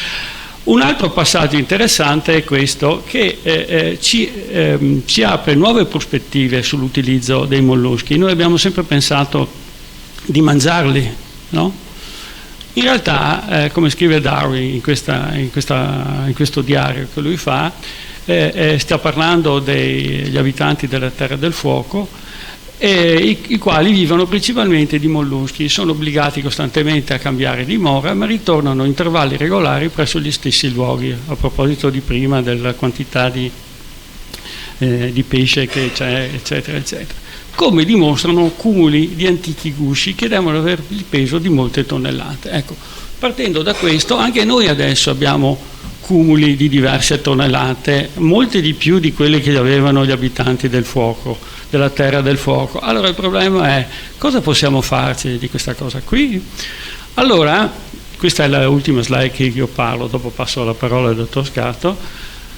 In realtà l'utilizzo degli scarti dei molluschi, ripeto, quello che noi vi stiamo dimostrando è soltanto un esempio che potrebbe essere, diciamo, ampliato a più casi, non fa parte di che cosa? Di un piccolo contributo a quella che viene chiamata economia circolare, che è uno slogan di teologia tecnologica che a me non piace molto, ma comunque ovviamente la natura ci ha impiegato miliardi di anni per fare questo tipo di processo, noi uomini, noi sapiens vogliamo farlo in 10 anni, 20 anni, insomma mi sembra una cosa allucinante. Ma a parte questo è abbastanza interessante come sviluppo, perché in realtà l'economia circolare è un sistema complesso, è molto più che complesso.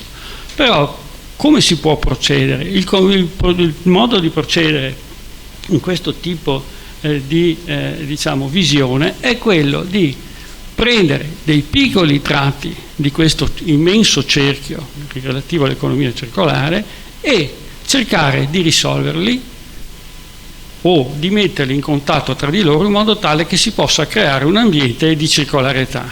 Okay? Quello che noi abbiamo considerato quali sono stati? Sono stati due temi, quello dei rifiuti derivati dai molluschi e quello delle plastiche. Ovviamente non pensiamo di aver risolto il problema, ma stiamo cercando di dare un contributo in questo senso. Adesso do la parola al dottor Scatto che vi fa vedere cosa stiamo facendo. Bene, grazie ad Alvise Benedetti. Dottor Marco Scatto, prego. Sì, grazie. Buongiorno a tutti e ringrazio anch'io gli organizzatori, la Regione Veneto, Veneto Agricoltura, per averci dato la possibilità di raccontare questa esperienza. Mi collego a quanto detto col professor Benedetti, dicendo appunto che un'opportunità nella logica di economia circolare è il riutilizzo di quello che vengono chiamati anche bio-waste e quelli che possono essere anche degli scarti di una lavorazione anche in un settore, quello del settore ittico.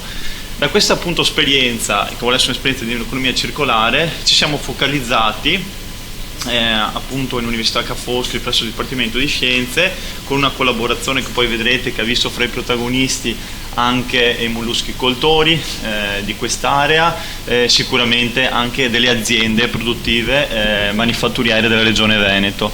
Siamo partiti appunto dal guscio del mollusco, l'abbiamo caratterizzato in maniera approfondita e andandone a valutare quelle che possono essere le caratteristiche anche chimico-fisiche. Perché questo? Perché abbiamo capito che un'opportunità era quello di utilizzarlo all'interno della matrice plastica polimerica.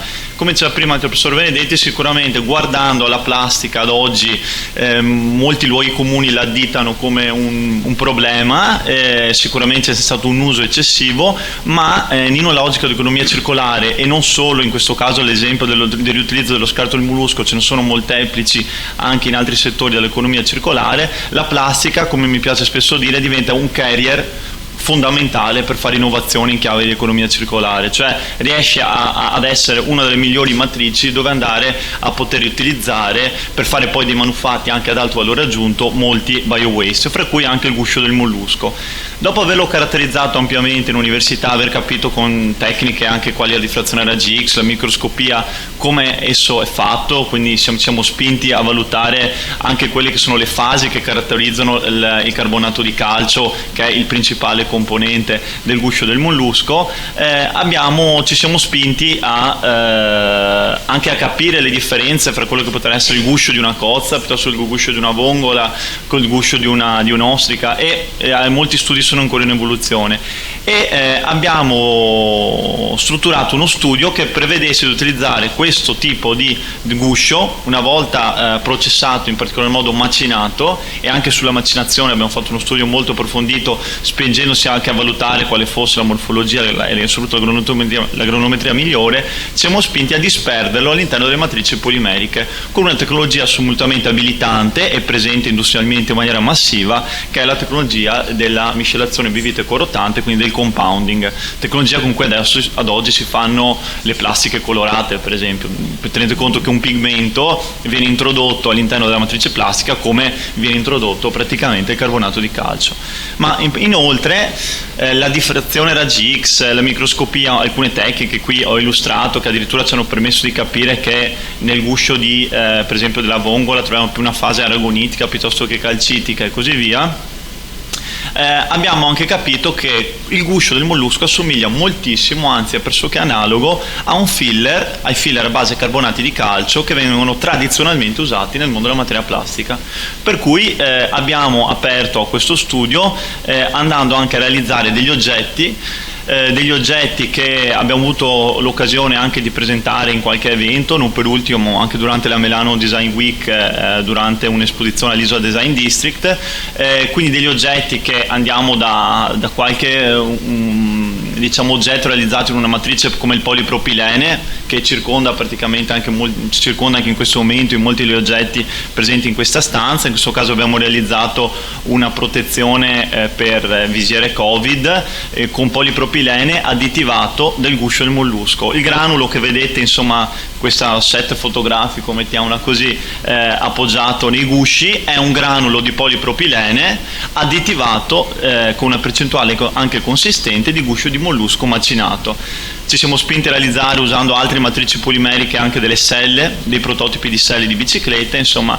Da questo è nato anche un brand che stiamo cercando anche di dargli anche una collocazione sul mercato, che è un brand Circular Venice, anche depositato in WIPO, ma soprattutto quello che ci teniamo particolarmente è che stiamo cercando di divulgare il più possibile questo tipo di anche innovazione con l'Università Ca' Foscari, ma anche in collaborazione con molluschicoltori qui rappresentati. Abbiamo anche realizzato un articolo scientifico di valenza internazionale. Questa è una pubblicazione scientifica nell'European Polymer Journal che ci vede appunto protagonisti con il professor Benedetti, ma anche, ribadisco, con dei molluschicoltori, quindi dalla fase di shorting e di recupero del guscio fino alla realizzazione del compound, fino anche alla presenza in una delle più importanti riviste divulgative nazionali, che è Plus Magazine, con questo bel titolo, Il compound al mare, un articolo del professor Benedetti e mio dove abbiamo divulgato questo. Ci tengo anche a sottolineare la collaborazione, qua una collaborazione che ad oggi ha visto presenti per fare questo primo inizio di progetto, siamo solo all'inizio, anche se già da più di 1 anno e mezzo che ci lavoriamo, l'Università Ca' Foscari di Venezia, alcune reti di molluschicoltori, dalla rete Poliomante al Consorzio Molluschicoltori Veneti, BZ come azienda del territorio della provincia di Venezia nella realizzazione di compound di manufatti polimerici, e anche Warrant Group come una delle più importanti realtà nazionali in quella che è il supporto per l'European Funding. Io vi ringrazio per l'attenzione. Bene, grazie a Marco Scatto. Chiudiamo questo tavolo dedicato ad esempi virtuosi di sostenibilità ambientale con Emanuele Rossetti del Consorzio Cooperative Pescatori del Polesine e Marco Omodele Salè, spero di aver pronunciato bene, del CSQA, sul disciplinare del MIPAF acquacoltura sostenibile come strumento di valorizzazione e salvaguardia del settore. Prego. Sì, ok, grazie a tutti. Prima di tutto volevo ringraziare a nome anche del nostro Presidente, la dottoressa Liviero, appunto per lo spazio che ci ha voluto dedicare all'interno di questa bella iniziativa, e anche ovviamente l'assessore Corazzari e le autorità presenti, anche, sempre per l'attenzione che ci riservano. Un saluto anche agli amici di Pila per la bella organizzazione di questo evento. Niente, io volevo iniziare questa breve presentazione insieme all'amico Marco dicendo un attimo appunto dell'importanza della valenza ambientale che ha il delta del Po. Sappiamo appunto che il delta del Po Polesano è un'area SIC, è un'area ZPS, no? Quindi è un'area di particolare pregio e di elevatissimo valore naturalistico, no? Tanto da essere una delle più importanti a livello del Mediterraneo. Tant'è vero che nel 1997 è stato istituito il Parco regionale del Delta del Po, e più recentemente, nel 2015, l'area ha ottenuto il riconoscimento MAB UNESCO come riserva della biosfera. Ecco, questo è un lavoro che abbiamo fatto recentissimamente, che mi riallaccio anche la slide che ha proposto l'amico Prioli, relativamente all'importanza, come la molluschicoltura sia una filiera a bassissimo impatto ambientale. Noi abbiamo fatto uno studio con il CREA, che il CREA è il Consiglio per la ricerca in agricoltura, che è il braccio scientifico del MIPAF. Faccio uno studio che attualmente non è ancora concluso, perché stiamo adesso studiando l'impatto delle vongole veraci. Comunque, per quanto riguarda le cozze, come si vede, la filiera ha un'impronta di carbonio bassissima, addirittura negativa, come vedete, con il fatto quindi non produce CO2, ma addirittura la sequestra. A confronto invece, come diceva anche Prioli, sulla carne bovina addirittura è 100 volte più impattante per quanto riguarda la produzione di CO2. Quindi è una cosa molto importante. Addirittura abbiamo fatto, è proprio già uscito un primo lavoro fatto appunto con i ricercatori del CREA. Quindi appunto la molluschicoltura è, come sappiamo, l'allevamento di vongole, veraci e cozze, è l'attività trainante principale sotto l'aspetto economico e occupazionale del nostro territorio. Tutto il nostro territorio ruota attorno alla molluschicoltura. Solo dal punto di vista occupazionale, il consorzio delle cooperative occupa circa 1450 persone, di quali circa sono 680 donne e 770 uomini. Una cosa molto importante, perché con la crisi che c'è stata nel settore tessile negli anni 80 e 90, le donne avevano perso il lavoro e hanno avuto l'opportunità, proprio con la molluschicoltura, di essere reinserite nel mondo del lavoro, e quindi è una cosa, secondo noi, di grande importanza sociale. È la prima azienda in provincia in termini di addetti, e in termini produttivi è sicuramente un'azienda leader in Italia e anche a livello europeo, tra le maggiori realtà del settore. Noi produciamo annualmente circa 7 milioni di chili di vongole veraci, 3 milioni di chili di cozze allevate nelle sacche scardovari, le cosiddette cozze DOP, e circa 4 milioni di cozze allevate negli impianti a mare. Il fatturato previsionale di quest'anno è di superiore ai 60 milioni di euro, senza considerare la commercializzazione e tutto l'indotto che gira a questo, solo per quanto riguarda la produzione primaria. La produzione nostra molluschitola è di altissima qualità e abbiamo ottenuto delle certificazioni molto importanti, prima fra tutte ovviamente la certificazione della cozza DOP di Scardovari, che è l'unico DOP dei molluschi in Italia, la certificazione biologica nel 2013 per la cozza delle lagune, nel 2015 per la cozza delle vongole veraci, sempre nelle lagune, e nel 2018 per i mitili allevati in mare, certificazione biologica. Poi nei due stabilimenti che abbiamo una certificazione IFS, che è International Food Standard, sia per lo stabilimento di Scardovari che per quello di Barricata. E qui però da sempre diciamo, i nostri allevatori hanno operato con grande attenzione, rispetto e sostenibilità rispetto all'ambiente. Noi abbiamo da sempre un sistema di pesca molto diciamo, attento. Per esempio abbiamo un attrezzo di pesca che ha delle precise limitazioni, tipo la pompa deve essere di una certa potenza, la pressione dell'acqua anche, così come la larghezza dell'attrezzo. Anche l'attività di allevamento viene tutta regolamentata, viene data una quota massima di giornaliera per singolo soggio e viene stabilita anche una taglia minima di pescato, che deve essere sempre superiore ai 30 mm, anche se la taglia sarebbe da 25 mm, ovvero diciamo, siamo sicuri così che tutte le vongole hanno già effettuato almeno un ciclo riproduttivo. Abbiamo anche un sistema di vigilanza, un servizio di vigilanza costante 24 ore su 24 su tutte le lagune, su tutte le 3 lagune che noi abbiamo, che è fondamentale per diciamo, far rispettare il regolamento di pesca che dicevo prima e che abbiamo concordato con l'amministrazione provinciale. È un servizio molto dispendioso che però è assolutamente necessario e però ci costa addirittura oltre 2 milioni di euro all'anno. Così come diciamo, le tecniche di allevamento, quindi se possono andare avanti, c'è tutto un sistema di allevamento particolare con gli cosiddetti orti a rotazione, con il sistema di tutto pieno e tutto vuoto. Sì, velocissimo anche nella lettura e divulgazione, ma ahimè devo chiedere anche a lei velocemente, se può allora, arrivare a conclusione. No, sì, abbiamo, allora, per quanto sopra abbiamo voluto anche su richiesta della CDO diciamo, iniziare l'iter per avere una certificazione di quanto facciamo, quindi per ottenere appunto la certificazione di acquacoltura sostenibile. Nel caso specifico la nostra scelta è caduta sul disciplinare dell'acquacoltura sostenibile del MIFAF per varie ragioni, insomma, però è un marchio che secondo noi è di grande valore, insomma. Adesso ho quasi finito, l'unica cosa però volevo sottolineare che il fatto però il prerequisito, la condizione indispensabile per il mantenimento e l'importanza naturalistica, produttiva ed ambientale e anche qualitativa nella nostra realtà è però la salvaguardia degli ambienti lagunari. E proprio di questi giorni l'ennesimo grido d'allarme degli operatori di tutto il delta polesano relativamente alle gravi condizioni ambientali. La carente vivificazione delle lagune, il ridotto riciclo idrico, la proliferazione macroalgale e l'occlusione delle bocche a mare sta compromettendo in maniera inesorabile il futuro della molluscoltura deltizia. Queste sono appunto alcune foto di quello che sta succedendo in questo momento. Questa è l'ultima slide, proprio volevo solo chiedere all'assessore, che adesso però non vedo, e noi riteniamo si deve però fare un deciso e forte cambio di passo nella gestione degli interventi di risanamento delle lagune, con investimenti e fondi straordinari.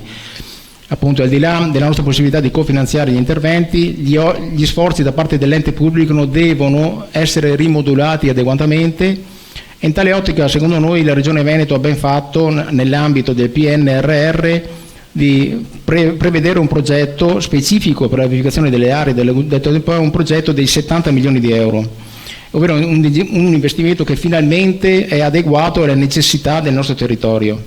È evidente che il fattore tempo ha una grande importanza e quindi è necessario quanto prima predisporre il cronoprogramma e la realizzazione degli interventi che devono essere realizzati, perché appunto la mancanza o i ritardi di questo piano straordinario secondo noi potrebbe compromettere la nostra realtà produttiva. Ok, finito, grazie. Bene, scusate, grazie. Chiedo scusa per la richiesta sempre estrema di sintesi. Proseguiamo con Marco Omodei Sale del CSQA. Prego, e ci avviamo a conclusione di questo tavolo.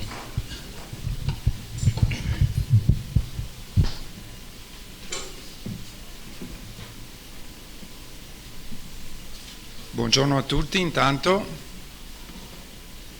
e assolutamente grazie per l'invito sia alla Regione Veneto che a Veneto Agricoltura per darci questa opportunità assieme al Consorzio Scardovari di descrivere quello che il dottor Rossetti ha accennato, e cioè uno dei primi progetti di applicazione del disciplinare ministeriale legato all'acquacoltura sostenibile. Cercherò di essere breve per stare nei tempi, però giusto qualche dato e qualche informazione ritengo che sia doveroso fornirvela, visto che il tema di oggi è la sostenibilità e si è giustamente detto da parte di più relatori che non esiste o comunque non è così preciso e definito il modello di sostenibilità condiviso. È un concetto ed un contenitore, quello della sostenibilità, che viene riempito di contenuti a seconda un po' anche delle esigenze di chi lo adotta, però in realtà questo disciplinare di acquacoltura sostenibile può essere sicuramente un modello autorevole che può essere sposato in particolar modo da consorzi, cooperative, organizzazioni di produttori. Dal punto di vista tecnico è inquadrato all'interno di quello che è il sistema qualità nazionale zootecnia, quindi un disciplinare come dire, promosso, creato e soggetto all'approvazione delle regole da parte del MIPAF, quindi del Ministero delle Politiche Agricole e Forestali. Lo scopo di questo disciplinare chiaramente è quello di valorizzare i prodotti d'acquacoltura etichettandoli tramite un percorso anche di rintracciabilità di filiera come provenienti da allevamento sostenibile, quindi un concetto di oggettivazione della sostenibilità sui prodotti. Il campo di applicazione riguarda i due comparti dell'allevamento del settore ittico, quindi sia pesci sostanzialmente che i molluschi.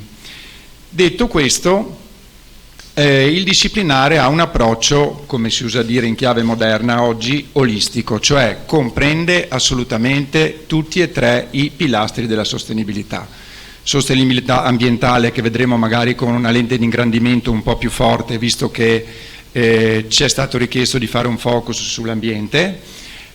Sostenibilità sociale, in quanto ci sono dei requisiti di questo disciplinare molto innovativi e interessanti che riguardano ad esempio l'assunzione dei giovani, riguardano la necessità di aggiornamenti formativi del personale, ad esempio sulla sicurezza sul lavoro, sugli aspetti e i contenuti del disciplinare stesso, l'avvio di collaborazioni con enti di ricerca e università proprio per creare una sorta di ecosistema di cultura e di rete. E ultimo ma non per importanza, aspetti legati al pilastro economico. Il disciplinare ha proprio un requisito, e in questo senso dicevo probabilmente più facilmente applicabile dal punto di vista delle cooperative e dei consorzi, perché il requisito del prezzo minimo riconosciuto all'allevatore probabilmente l'hanno un po' scritto all'interno del DNA, dello statuto del consorzio o delle cooperative, e questo è un requisito proprio esplicitamente richiesto, quindi valorizzazione per quanto possibile e condivisione nei vari punti della filiera dei valori legati al prodotto.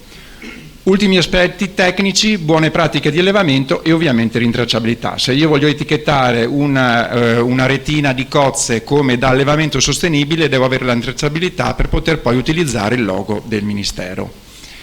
Dal punto di vista ambientale sarò veloce, però è un qualche cosa che mi preme sottolineare. Tutti i ragionamenti che possono essere fatti in termini di impatti ambientali devono necessariamente essere ricondotti a una metodologia comune. Si diceva prima, Prioli diceva giustamente, dipende da che tipo di metodologia utilizziamo, dipende da quali sono i confini del nostro sistema, se al cancello del consorzio o della cooperativa o se al consumatore finale o addirittura al fine vita del prodotto. Esiste un riferimento autorevole che il disciplinare sposa e che mi sento di dire va applicato per forza se uno si certifica, che è la cosiddetta PEF, cioè l'impronta ambientale di prodotto. Autorevole perché? Perché è stata voluta dall'autorità europea e quindi sposa in pieno sia Green Deal che Farm to Fork. Sostanzialmente è uno studio del ciclo di vita che comprende e considera 16, 15 o 16 indicatori ambientali o categorie di impatto ambientale, tra cui chiaramente la CO2 e le emissioni di gas serra è una delle più rilevanti e sotto l'occhio del ciclone in questo periodo, come avete visto, nonostante sia stato detto che il comparto, diciamo, sia virtuoso nell'ambito di queste emissioni. Se però noi consideriamo dalla culla alla tomba, è chiaro che le emissioni comunque hanno un'importanza fondamentale. A cosa mi serve fare una fotografia tramite uno studio di impatto ambientale? Serve al consorzio chiaramente per innanzitutto capire come si posiziona rispetto agli impatti ambientali definiti. In secondo luogo capire dove sono le criticità, quindi migliorare i punti critici e agire con un piano di investimenti che possa portare a buone pratiche modificate o addirittura a innovazione tecnologica. Quindi il disciplinare e la certificazione di questo schema ministeriale ha anche degli impatti molto importanti per quanto riguarda poi la messa a punto di piani strategici per migliorare le prestazioni ambientali, ma direi anche tecnologiche dell'attività di allevamento e di molluschicoltura. Chiudo venendo a descrivermi un po' quelle che sono state le attività anche pratiche che CSQA ha fatto. Che cosa fa un ente di certificazione quando verifica rispetto del disciplinare acquacoltura sostenibile? Beh, fa una serie di attività che coinvolgono, direi, e credo che Rossetti anche lo possa testimoniare, coinvolgono tutti gli attori del consorzio a tutti i livelli, nessuno escluso. Quindi abbiamo svolto delle attività documentali, che non spiego perché si intuisce da sé già che cosa significa. Abbiamo comunque verificato ad esempio lo statuto del consorzio, scoprendo che concetti quali la parità di genere, la mutualità ed altri aspetti sociali, ripeto, sono scritti nero su bianco nel DNA di questo consorzio e quindi rispondono ai requisiti del disciplinare, ma soprattutto abbiamo svolto delle attività di verifica dei processi. In altre parole, siamo andati in barca, siamo andati a vedere le attività di raccolta e sgranatura delle cozze, ma siamo andati anche a vedere tutto il processo bellissimo, affascinante di produzione dell'ostrica rosa, che è, diciamo, un fiore all'occhiello, penso, della regione Veneto, e ovviamente anche la parte delle vongole. La conclusione, arrivo al dunque, è che ovviamente la nostra attività non sarebbe potuta essere applicata se il personale, dal presidente fino ai pescatori e all'amministrazione, non ci avesse supportato nell'attività di conduzione delle interviste e di recupero delle informazioni necessarie a capire se quella che è l'attività quotidiana del molluschicoltore è conforme ai requisiti di riferimento. Chiudo con uno slogan che riprende, credo, anche quello che è stato detto dall'assessore prima, e cioè: tra il fare e il comunicare c'è di mezzo il mare. Ci siamo resi conto assolutamente che il consorzio, nel caso specifico, fa una marea di attività dal punto di vista di tutti e tre i pilastri. Forse mi sento di dire, e spero, con questa certificazione potrà anche comunicare a tutti gli stakeholder effettivamente dare onore a tutto quello che viene fatto. Grazie, sono a disposizione per eventuali domande. Grazie a Marco Modei Salè e a tutti per la sintesi. Avete il diritto di odiarmi, voi e anche chi seguirà voi negli interventi, ma questi sono i tempi. Ricordo che tutte le slide di tutti gli interventi ai relatori saranno pubblicate da oggi pomeriggio nel sito internet di Veneto Agricoltura, e che Veneto, nella pagina istituzionale Facebook e nel canale YouTube di Veneto Agricoltura si sta dando in diretta la giornata. Quindi cambio di scenario, potete tornare al posto e vi ringrazio. Proseguiamo con la seconda parte dedicata alla sostenibilità economica. Diciamo che negli ultimi 10 anni il settore della pesca e dell'acquacoltura razionale, sempre dati ed esunti da quel preziosissimo libro bianco, non solo, ma preziosissimo libro bianco, ha vissuto un periodo di progressiva contrazione, sia per effetto dell'evoluzione del contesto normativo che si impegna a ridurre lo sforzo di pesca, sia a causa della pandemia.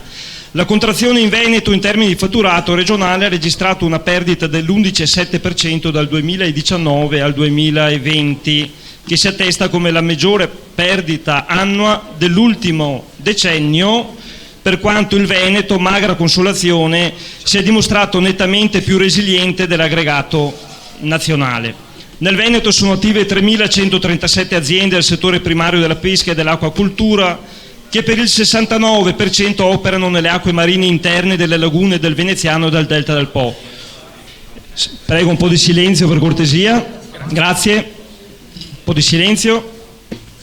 Complessivamente rappresentano il 25% delle aziende attive nel settore in Italia e sono composte per l'81% da imprese individuali, 67% la media italiana, 1,2 gli addetti medi per azienda, 2,2 la media nazionale.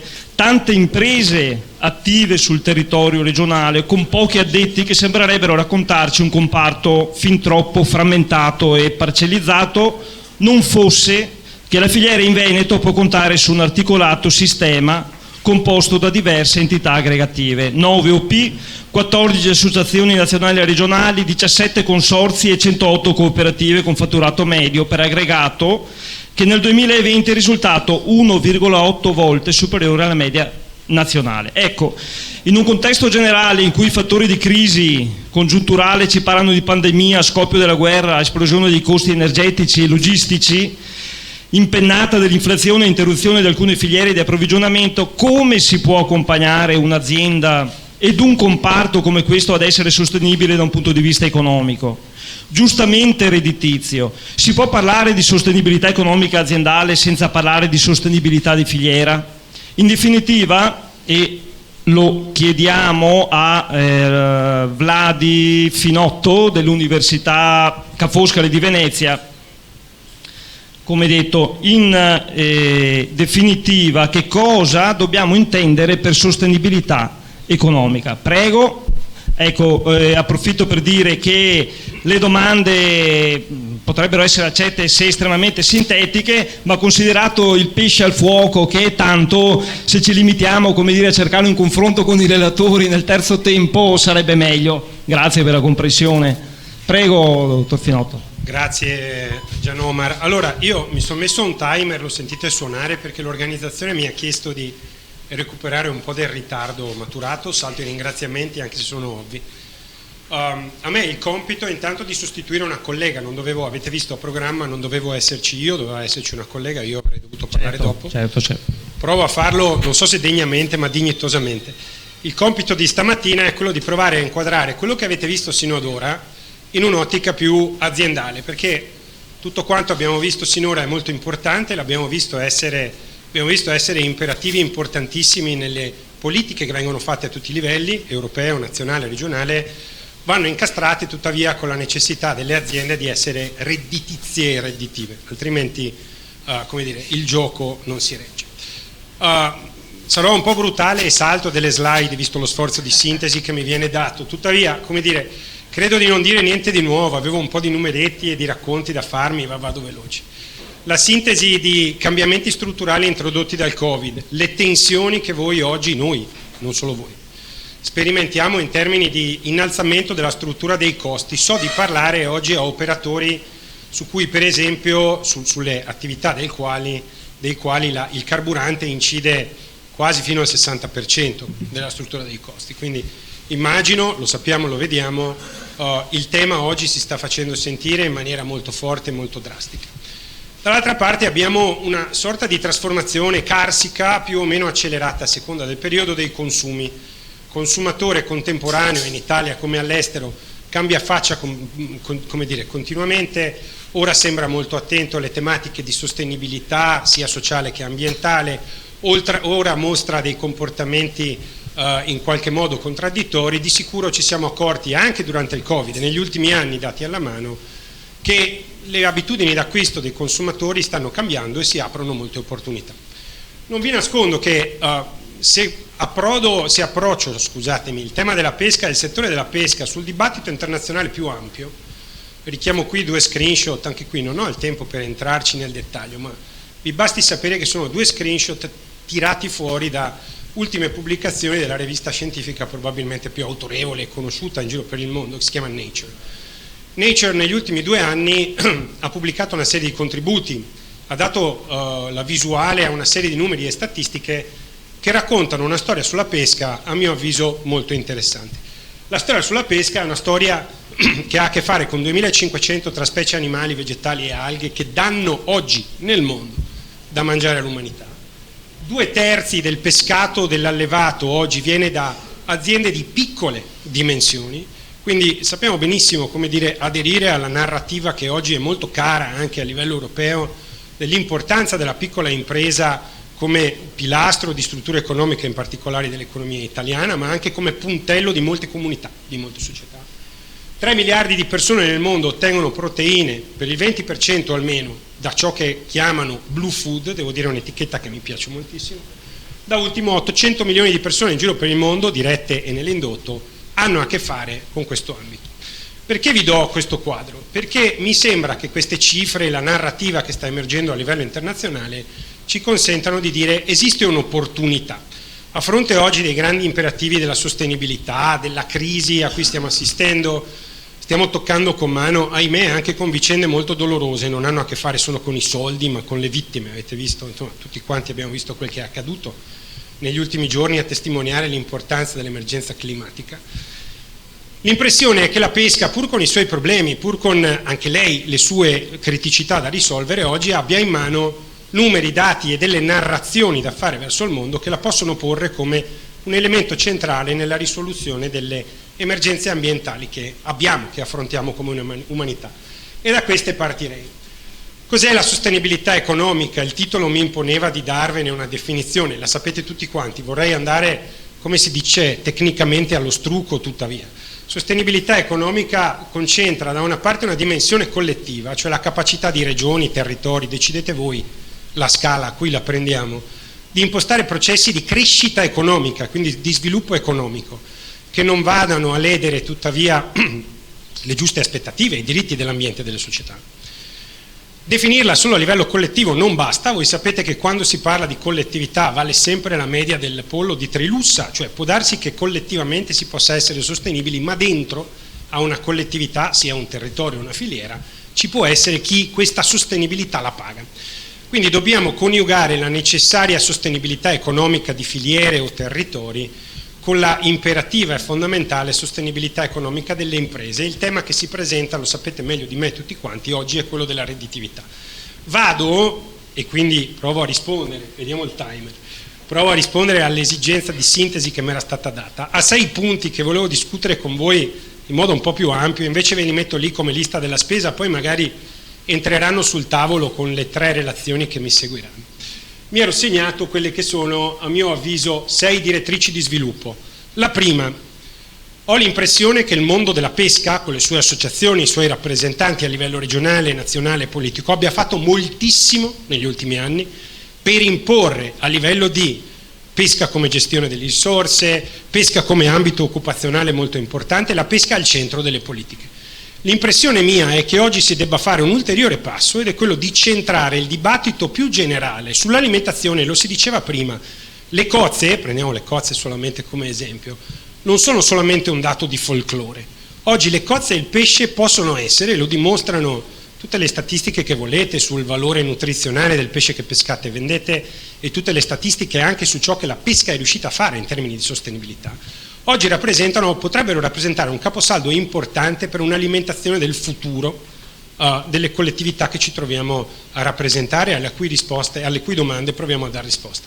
Ecco, l'impressione è che oggi nel dibattito più generale la pesca, scusate, c'è Google che ascolta e ogni tanto decide di parlare e di aiutarmi, l'impressione è che sia necessario portare la pesca più al centro del dibattito generale. Pensateci anche proprio nel dibattito da quotidiano, no? Quando si parla di alimentazione si parla molto spesso di quante centinaia, migliaia di litri di acqua servono per l'allevatore per singolo capo di bestiame con un sacco di bufale che girano, si parla molto dell'agricoltura, pro e contro, la pesca molto spesso emerge nelle sue criticità, quando oggi l'abbiamo visto e lo potremmo confermare con milioni di altri numeri, rappresenta un asset importantissimo. Prima battuta, quindi l'intero sistema come sforzo deve provare a imporla come priorità, caposaldo centrale di un'alimentazione del futuro. Secondo tema, anche prima se ne è parlato, quindi vado proprio a volo d'uccello, se no rischio di non tenere fede alla promessa che ho fatto a Gian Omar. L'innovazione tecnologica, si è parlato prima di nuove modalità di alimentazione delle imbarcazioni, si è parlato prima e si è toccato il tema del digitale, tema sul quale mi sarebbe piaciuto spendere un po' di parole in più.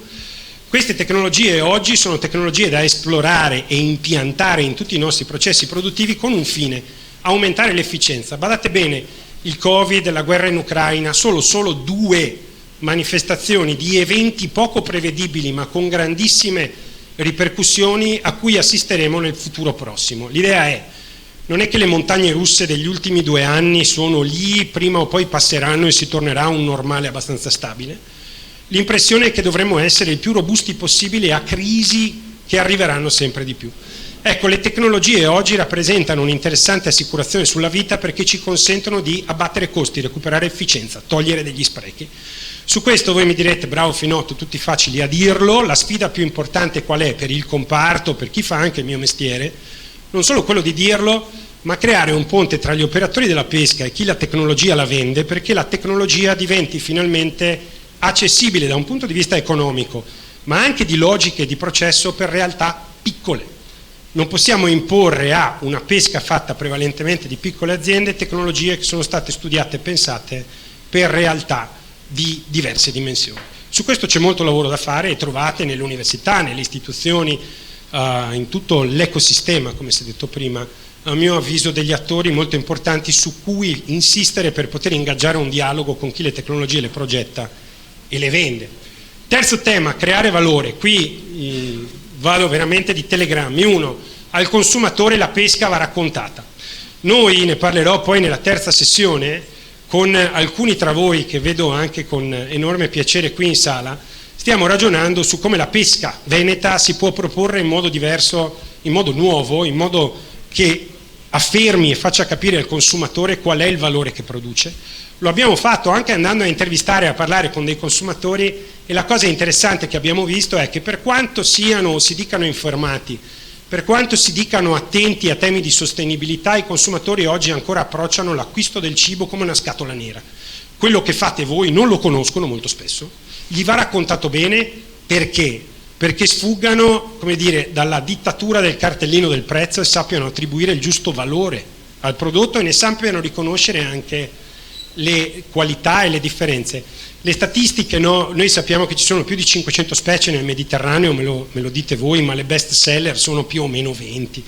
Tutto questo il consumatore non lo sa, va orientato, va diretto. Su questo c'è un lavoro immenso da fare, lo faranno le aziende, lo faranno le loro rappresentanze e c'è tutto un mondo di strumenti da esplorare in termini di comunicazione e promozione che produca una cultura in chi compra. Ci crediamo molto, di un tema molto importante, va fatto insieme agli attori della distribuzione.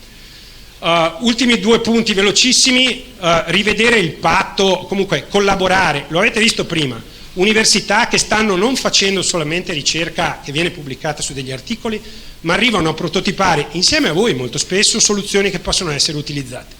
Ecco, su questo mi sento di dirvi che il mondo della ricerca oggi è un mondo molto attento a essere utile, lo trovate complice anche l'incentivo dei fondi, quindi il PNRR, nonché spesso, anzi direi da sempre i fondi messi in gioco dalla Regione, trovate un mondo molto attento a fare una ricerca sempre più applicata, sempre più vicina a voi. Bussate le porte delle università e ragioniamo insieme perché c'è molto che aspetta di essere valorizzato. Tema delle competenze, introdurre nuove tecnologie significa fare training e riformare chi nel settore, chi nel settore lavora da tempo, e su questo vedrete nella terza sessione di oggi una serie di casi ed esempi molto interessanti a mio avviso. Dall'altra parte formare nuove leve. La pesca ha la necessità oggi di rendersi attrattiva per i giovani in prima battuta attraverso un racconto diverso. Lo sappiamo che è difficile il ricambio generazionale, credo sia un problema di racconto. C'è la necessità di presidiare poi quei percorsi di formazione che non sono i secondari perché probabilmente non hanno le competenze necessarie per poter fare quelle rivoluzioni o trasformazioni di cui parlavo prima, non sono necessariamente l'università. Credo che l'istituto tecnico superiore potrebbe essere un target sul quale puntare come sistema tutti quanti insieme. Finisco, credo che sia importante, guardate, il Covid ci ha dato una grandissima lezione. A marzo dell'anno scorso, di 2 anni fa, ci siamo trovati chiusi in casa a chiederci se e come avremmo ancora comprato il cibo che ci serviva, gli abiti che ci servivano e quant'altro. Improvvisamente abbiamo imparato ad apprezzare quanto il lavoro della cassiera al supermercato, quanto il lavoro dell'operatore della logistica, quanto il lavoro di chi pesca o di chi distribuisce al mercato i cibi che abbiamo in casa sia fondamentale. Dalla sera alla mattina non sapevamo se il cibo ci sarebbe arrivato a casa e abbiamo capito che ci è arrivato a casa grazie a una complessa, articolata filiera, un insieme di competenze e un insieme di flussi che popolano una catena. Credo che sia importantissimo comunicare il valore del lavoro che tutti quanti mettete dentro alle vostre attività. Oggi il mercato si è mostrato ricettivo, il Covid è stato uno sberlone in faccia al consumatore che prima comprava senza sapere, non mi interessa sapere cosa c'è dietro, datemi un'etichetta, datemi un prezzo basso, più o meno abbiamo sempre comprato così, che ne dicano le varie narrative. Il Covid ci ha aperto gli occhi, sfrutterei questa finestra per raccontare tutti quanti insieme nel miglior modo possibile il valore del lavoro che sta dentro la vostra vita quotidiana. Credo che sia questo il primo punto per trascinare un consumo verso una maggior comprensione di quello che fate e quindi rivedere come viene allocato il valore e il margine all'interno della filiera. Sono stato un po' brutale, spero non troppo criptico, sono stato dentro gli 8 minuti promessi, credo. Grazie ancora per l'attenzione e nel caso le domande magari anche dopo l'aperitivo. Grazie infinito. Gentilissimo e grazie per essere stato non solo sintetico ma anche esaustivo. Proseguiamo subito col tavolo delle esperienze per quanto riguarda la sostenibilità economica. Chiamo allo stesso Michele Chieregato, Aldino Padoan, Massimo Barbin, Oliver Martini e Andrea Fabris. Interviene subito Michele Chieregato del Mercato Ittico di Venezia. No? Prego. Padoan, sì, allora Aldino Padoan, direttore del Mercato Ittico di Chioggia per i direttori dei mercati ittici del Veneto, esperienze di sostenibilità nelle imprese. Il ruolo dei mercati ittici per il sostegno delle attività produttive della pesca e acquacoltura. Avanti con i lavori, grazie. Buongiorno a tutti, sono Padoan, il direttore del Mercato Ittico di Chioggia.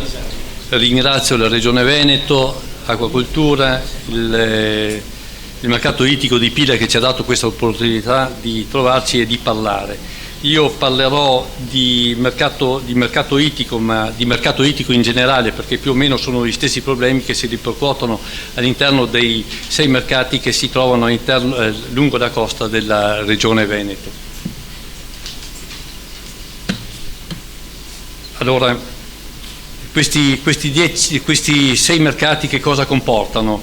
Comportano che ci sono circa 10.000 addetti che lavorano per questo comparto, una cosa molto importante che serve sia alle imprese ittiche che alla produzione e alla trasformazione e al commercio del pesce. Bisogna considerare che l'indotto generato da tale attività, manutenzione, vendita, imballaggi, materiale per la pesca, è una parte trainante dell'economia. Ne consegue che attorno ai mercati ittici gravita una fetta importante del tessuto socio-economico dell'area costiera.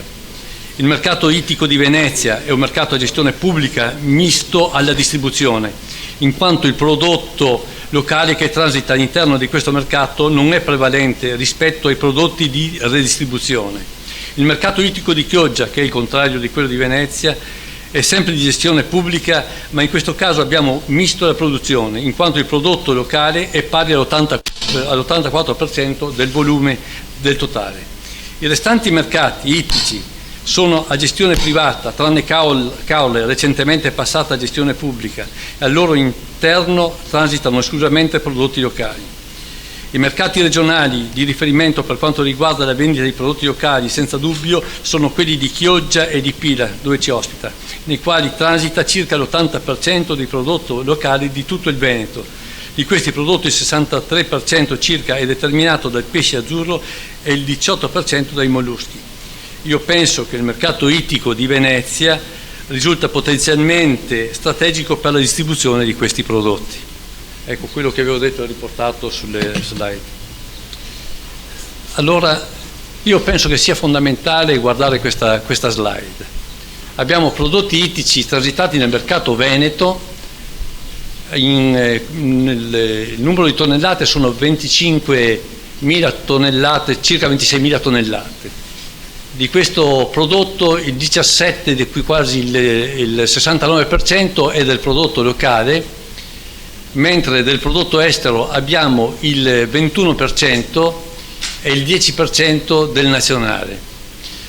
Però se andiamo a vedere sotto la slide sotto, abbiamo che questi numeri cambiano. Il fatturato totale è di 106 milioni circa, l'estero incide sul 43%, il prodotto locale del 42%. e quello nazionale del 17%. Io penso che questa slide avrebbe bisogno di uno studio più approfondito da persone, diciamo, più esperte di me. Poi abbiamo preso il Comune di Venezia, dove ci sono transitate circa 7.500 tonnellate di pesce, così ripartite: 62% di estero, il 13% di locale e il 24% di nazionale. Se andiamo a rivedere la slide vicina sempre di Venezia, abbiamo che l'influenza dell'incasso è del 58% di quello estero, del 10% quello locale e il rimanente 21% di quello nazionale. Poi abbiamo messo sotto i volumi di pesce restanti nei 6 mercati. Allora il totale dei volumi transitati sono circa 18.393 tonnellate, di cui a Chioggia partecipa con un 53%, Pila Porto Tolle con un 41%, e poi ci sono gli altri mercati ittici, che va suddivisa in parte. La questione poi abbiamo anche qui, meriterebbe una maggiore studio, ecco questa slide. All'incasso però abbiamo del prodotto incasso, sono circa 48 miliardi di euro, 48 milioni di euro, poi abbiamo Pila e Porto Tolle circa 10 milioni e dopo il rimanente tra gli altri mercati. Quindi diciamo queste slide a mio avviso avrebbero bisogno proprio di una traduzione più tecnica, perché abbiamo dei prezzi e abbiamo delle quantità che non rispettano le stesse proporzioni. Come caratteristiche dei nostri mercati abbiamo il ruolo importante del turismo nella valorizzazione del mercato e dei suoi transiti, punto focale di concentrazione dell'offerta, servizi offerti, box, facchinaggio, ghiaccio, cassa, mercato, celle sottoprodotti categoria 3, centro smistamento e sgusciamento dei molluschi. Ruolo importante per gli aspetti socio-economici costieri locali, garanzia di qualità del prodotto. Io ho cercato di essere velocissimo per passare la palla anche al mio collega del Comune di Venezia. Bene. Michele Chieregato, sì, bene, del mercato ittico di Venezia, prego, e grazie a Aldino Padoan.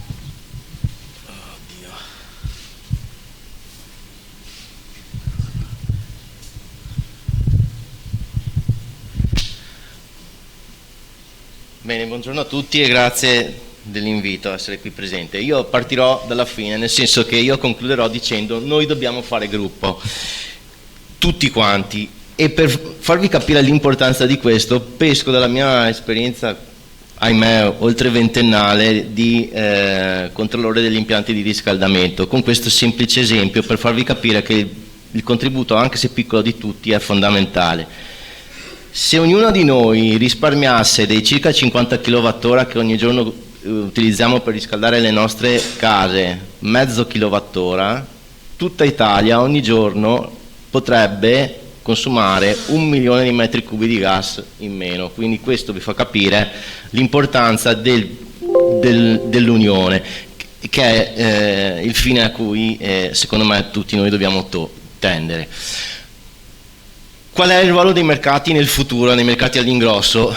Dobbiamo partire da quella che è la legge regionale che istituisce questi mercati, che definisce appunto questi mercati come il luogo che collega la produzione al consumo, assicura la vigilanza e l'osservanza delle norme igienico-sanitarie di commercializzazione e contribuisce alla libera formazione dei prezzi delle merci. E qui mi ricollego con il discorso fatto dall'architetto Padoan relativamente a questa clamorosa discrepanza che abbiamo, soprattutto nel mercato di Venezia, ma un po' anche negli altri, fra il valore del prodotto estero e quello locale. È una differenza assolutamente fuori da quello che dovrebbe essere, segno di una probabilmente scarsa valorizzazione del prodotto locale, che non ha assolutamente nulla invece a che essere inferiore a quello estero.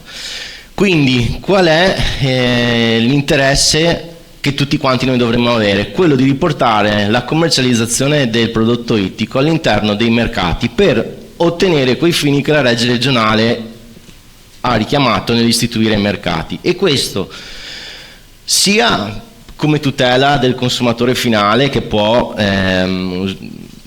usufruire di un prodotto riconoscibile, controllato e certificato, ma soprattutto come luogo di commercializzazione del prodotto locale ad armi pari, nel senso, abbiamo sentito parlare prima di taglie minime, sappiamo che esistono delle normali tecniche commerciali per cui in ambito incontrollato vince il più forte, la grande distribuzione piuttosto che altri distributori intermedi. Riportare la gran parte delle commercializzazioni, perché la realtà è questa, la commercializzazione del prodotto ittico non avviene tutta all'interno dei mercati all'ingrosso. Ormai ci sono svariati canali che escono e disattendono a quella che era l'impostazione della legge regionale, quindi è fondamentale di fondamentale importanza rientrare nei mercati come commercializzazione. Naturalmente ci sono stati dei problemi nel tempo che hanno portato a questa situazione attuale. Come fare per ritornare, perché i mercati ritornino a dimostrare una loro attrattività verso i produttori? Efficientando le strutture. Noi abbiamo purtroppo dei mercati che sono, forse tranne questo di Pila che sto vedendo adesso, risalenti agli anni 50, Chioggia e Venezia, hanno bisogno, se non di una nuova struttura, in realtà Venezia ci sta arrivando, ci arriverà nel giro di 1 anno e mezzo, Chioggia si sta muovendo in questo senso.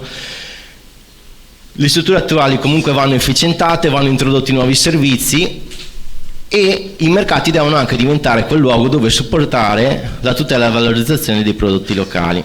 Arrivo alla conclusione. A mio avviso dobbiamo cambiare, ammettendo quella che è la realtà, il sistema di compravendita. Noi siamo abituati a pensare come i mercati all'ingrosso come quei luoghi in cui suona la campana, iniziano le contrattazioni e il prodotto va verso le loro destinazioni. Non è così, nel senso che la tecnologia, cellulari, email, WhatsApp, porta al fatto che la gran parte della commercializzazione avvenga al di fuori del mercato. È impossibile contrastare ormai questo percorso che si è instradato. Va regolamentato. L'introduzione di sistemi digitali di commercializzazione che facciano sì che appunto il tutto venga regolamentato ma reso libero nell'arco di tutta la giornata. È inutile concentrare le vendite in un'ora quando poi gli ordini partono tutta la giornata. Può favorire una formazione anche di un prezzo che effettivamente corrisponda alle caratteristiche dei prodotti. Vanno sicuramente innovati i sistemi logistici. È assurdo che una pescheria di Auronzo venga quotidianamente a comprare il pesce al mercato di Venezia. Nel 2022 non è accettabile, quindi andranno introdotti nuovi sistemi di trasporto a distanza del prodotto, che siano i mercati, in collaborazione con tutti, comunque nessuno vuole portare via nulla a nessuno, a fornire anche questa tipologia di servizio. Il tutto ovviamente andando verso la sostenibilità, quindi utilizzo di automezzi elettrici, eccetera, eccetera. Arrivo alla fine, da dove ero partito. Dobbiamo uscire da logiche individualistiche. Questa relazione che abbiamo fatto a 4 mani, Chioggia e Venezia, è un qualcosa che non si è forse mai visto, nel senso che i due mercati sono sempre stati completamente separati, non ci si è mai parlati. C'è la volontà, grazie anche a questi stati generali della pesca, di iniziare a lavorare assieme per far sì che i mercati all'ingrosso possano essere di fondamentale supporto alla produzione locale di prodotto ittico. Grazie. Ringraziamo Michele Chieregato, Massimo Barbin del Consorzio Distretto Ittico di Rovigo e Chioggia, su esperienze di sostenibilità nelle imprese di distribuzione e trasformazione. Prego.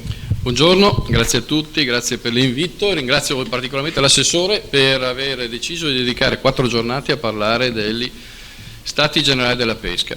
Premetto che ci sono delle slide che ho fatto che non seguirò, quindi rimarranno agli atti, perché preferisco prendere spunto da alcuni interventi che ci sono stati. Mi è piaciuto molto l'intervento del professor Finotto, perché andrebbe fatto in premessa per aprire una serie di dibattiti e confronti, perché abbia centrato una serie di temi che meritano assoluta attenzione. Quindi il mio intervento lo trovate agli atti. Sul sito di Veneto Agricoltura da oggi pomeriggio pienamente tutti i materiali e le slide. Bene. Però, ripeto, parto dai ringraziamenti all'assessore Corazzari, perché ha deciso di fare dopo 8 anni gli Stati Generali della Pesca, un'occasione dove si parla anche della nuova programmazione da qui al 2027, e avere anche diviso in 4 giornate i focus di attenzione meriterebbero tutti un approfondimento sicuramente in ordine temporale maggiore, ma cercheremo di rispettare tutti i tempi che ci siamo dati.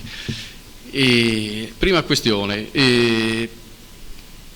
È auspicabile che non sia un appuntamento ogni 8 anni, ma invito l'assessore, visto che ne ha la delega, a ripetere annualmente un punto di verifica di monitoraggio sul libro bianco che viene stabilito, perché da questi 4 giorni uscirà il cosiddetto libro bianco dei Stati Generali.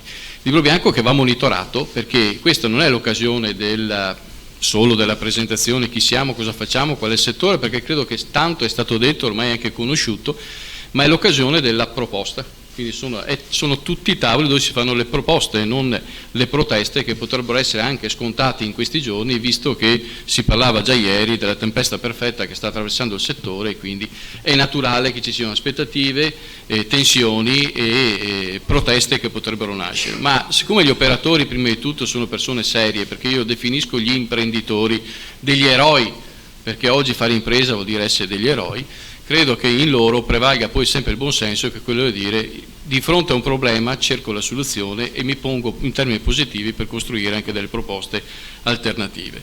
E il focus di oggi è sul tema della sostenibilità. Cosa è stato fatto? Qualcosa è già stato detto e non lo ripeto. Abbiamo parlato di riutilizzo degli scarti di lavorazione, trasformare un rifiuto in una materia prima secondaria utilizzando i gusci o quant'altro dei molluschi, ma ci sono altri settori su cui si è intervenuto. Basti solo pensare al tema della plastica che viene usata in questo settore, o del polistirolo che viene usato in questo settore in maniera, come si suol dire, industriale. Teniamo presente che l'85% dei rifiuti che esiste in mare è dato da materiale plastico, e nel mondo si producono mediamente qualcosa come 300 milioni di tonnellate di plastica all'anno, e circa 8 milioni di tonnellate di plastica all'anno finiscono tra gli arenili e il mare. Quindi vuol dire che ce n'è una quantità anche qua spaventosa. Al di là del fatto che ormai siamo diventati tutti dei statisti, abbiamo tutti una grande competenza nell'ambito di fare i rilievi dei dati, il difficile è costruire invece come superare i problemi. Quindi noi, di fronte a questa emergenza, vera e propria emergenza, cominciamo a distinguere, uno, i fattori che generano questo tipo di inquinamento nei mari, e il luogo comune molto spesso sa anche la pesca crea rifiuti, guardatevi, credetemi, credo che i più attenti a salvaguardare il territorio sono i custodi del mare, che sono i pescatori, che hanno tutto l'interesse di continuare a lavorare in un ambiente sano. Però è giusto anche dire che fino a ieri, fino ad oggi, se anche un pescatore vuole essere virtuoso e raccogliere quello che trova in mare, deve stare attento, perché quando lo portava a terra si trovava a dover avere oneri e costi per smaltire un rifiuto speciale. Quindi cominciamo a pensare che se vogliamo aiutare a ripulire anche qui e rimettere in circuito, parlare di economia circolare, bisogna che premiamo questi virtuosismi di chi raccoglie quel rifiuto, lo porta a terra e lo fa riutilizzare e farlo diventare una materia prima e secondaria. Quindi cosa serve? Servono dei sistemi di raccolta, servono forme incentivanti, servono forme tali che permettono di far sì che quel rifiuto mi ridiventi una materia prima secondaria. Gli imballaggi in polistirolo sono uno dei, sapete che non pesano niente, volano via, occupano tanto spazio e sono altamente inquinanti. Esiste già tecnologie, c'è gente in sala che ho conosciuto anche oggi che già da tempo introduce imballaggi diversi con materia, con la plastica da riciclo, riutilizzabili per n numero di volte, e su questo vanno incentivate. Quindi qual è che è l'azione che bisogna fare? monitorare, individuare il problema, ma individuare la proposta. Troveranno tutti alleati a partire dal distretto, a partire dagli operatori. Io, e cerco di chiudere perché vedo che ho già il fiato sul collo del moderatore, il distretto ittico di Rovigo e Chioggia, tanto per dare un flash di chi è, il distretto ittico di Rovigo e Chioggia è quel soggetto riconosciuto dalla Regione Veneto, istituito dalla Regione Veneto nel 2003, che rappresenta qualcosa come 3.000 imprese, 8.000 addetti e un volume di fatturato espresso di circa 1 miliardo di euro di euro. Poca cosa, tanta cosa, per me è tanta cosa, ma non c'è consapevolezza di questo. Quindi è bene dirlo, ripeterlo, perché quando si parla, oggi il focus questi giorni è molto legato al sistema della pesca, dell'acquacoltura, ma bisogna cominciare a parlare di filiera, perché dietro a chi pesca, chi produce, c'è chi trasforma, c'è chi commercializza e c'è chi fa la logistica. Quindi c'è una filiera completa che ha dei numeri ben superiori a quei numeri che si stanno oggi mettendo in evidenza di quanto questa economia comporta. I numeri sono raddoppiabili in termini esponenziali, per cui troverete forti alleati in questo sistema. Il distretto non si occupa di contingenze. Noi non ci occupiamo del problema del gasolio, ci sono le associazioni di categoria che lo fanno egregiamente, la rappresentanza degli operatori. Noi ci occupiamo di strategia, di pianificazione e di ricerca e innovazione. E chiudo con le battute che faceva uno dei 6 punti che elencava il professor Finotto, che appunto che era quello di dire: parlate di innovazione, di ricerca, di rapporti con l'università, parlate di aspetti organolettici e alimentari legati al prodotto, parlate al consumatore.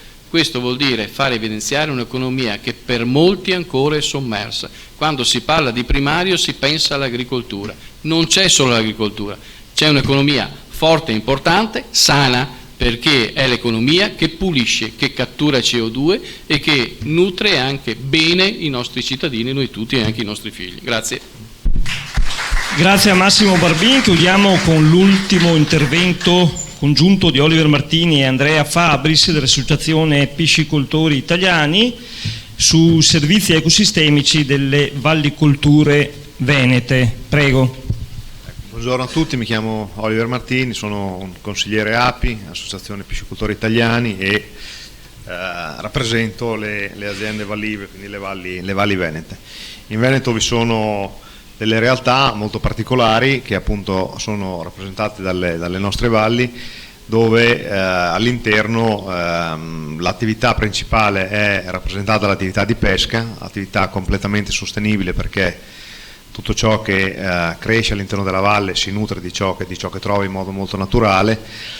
Le valli hanno la differenza sostanziale rispetto alle lagune, che sono ambienti confinati dove la gestione dell'uomo è fondamentale ai fini del mantenimento dell'ambiente e quindi della creazione di tutte quelle le cose che servono affinché l'ambiente rimanga sano e quindi anche produttivo.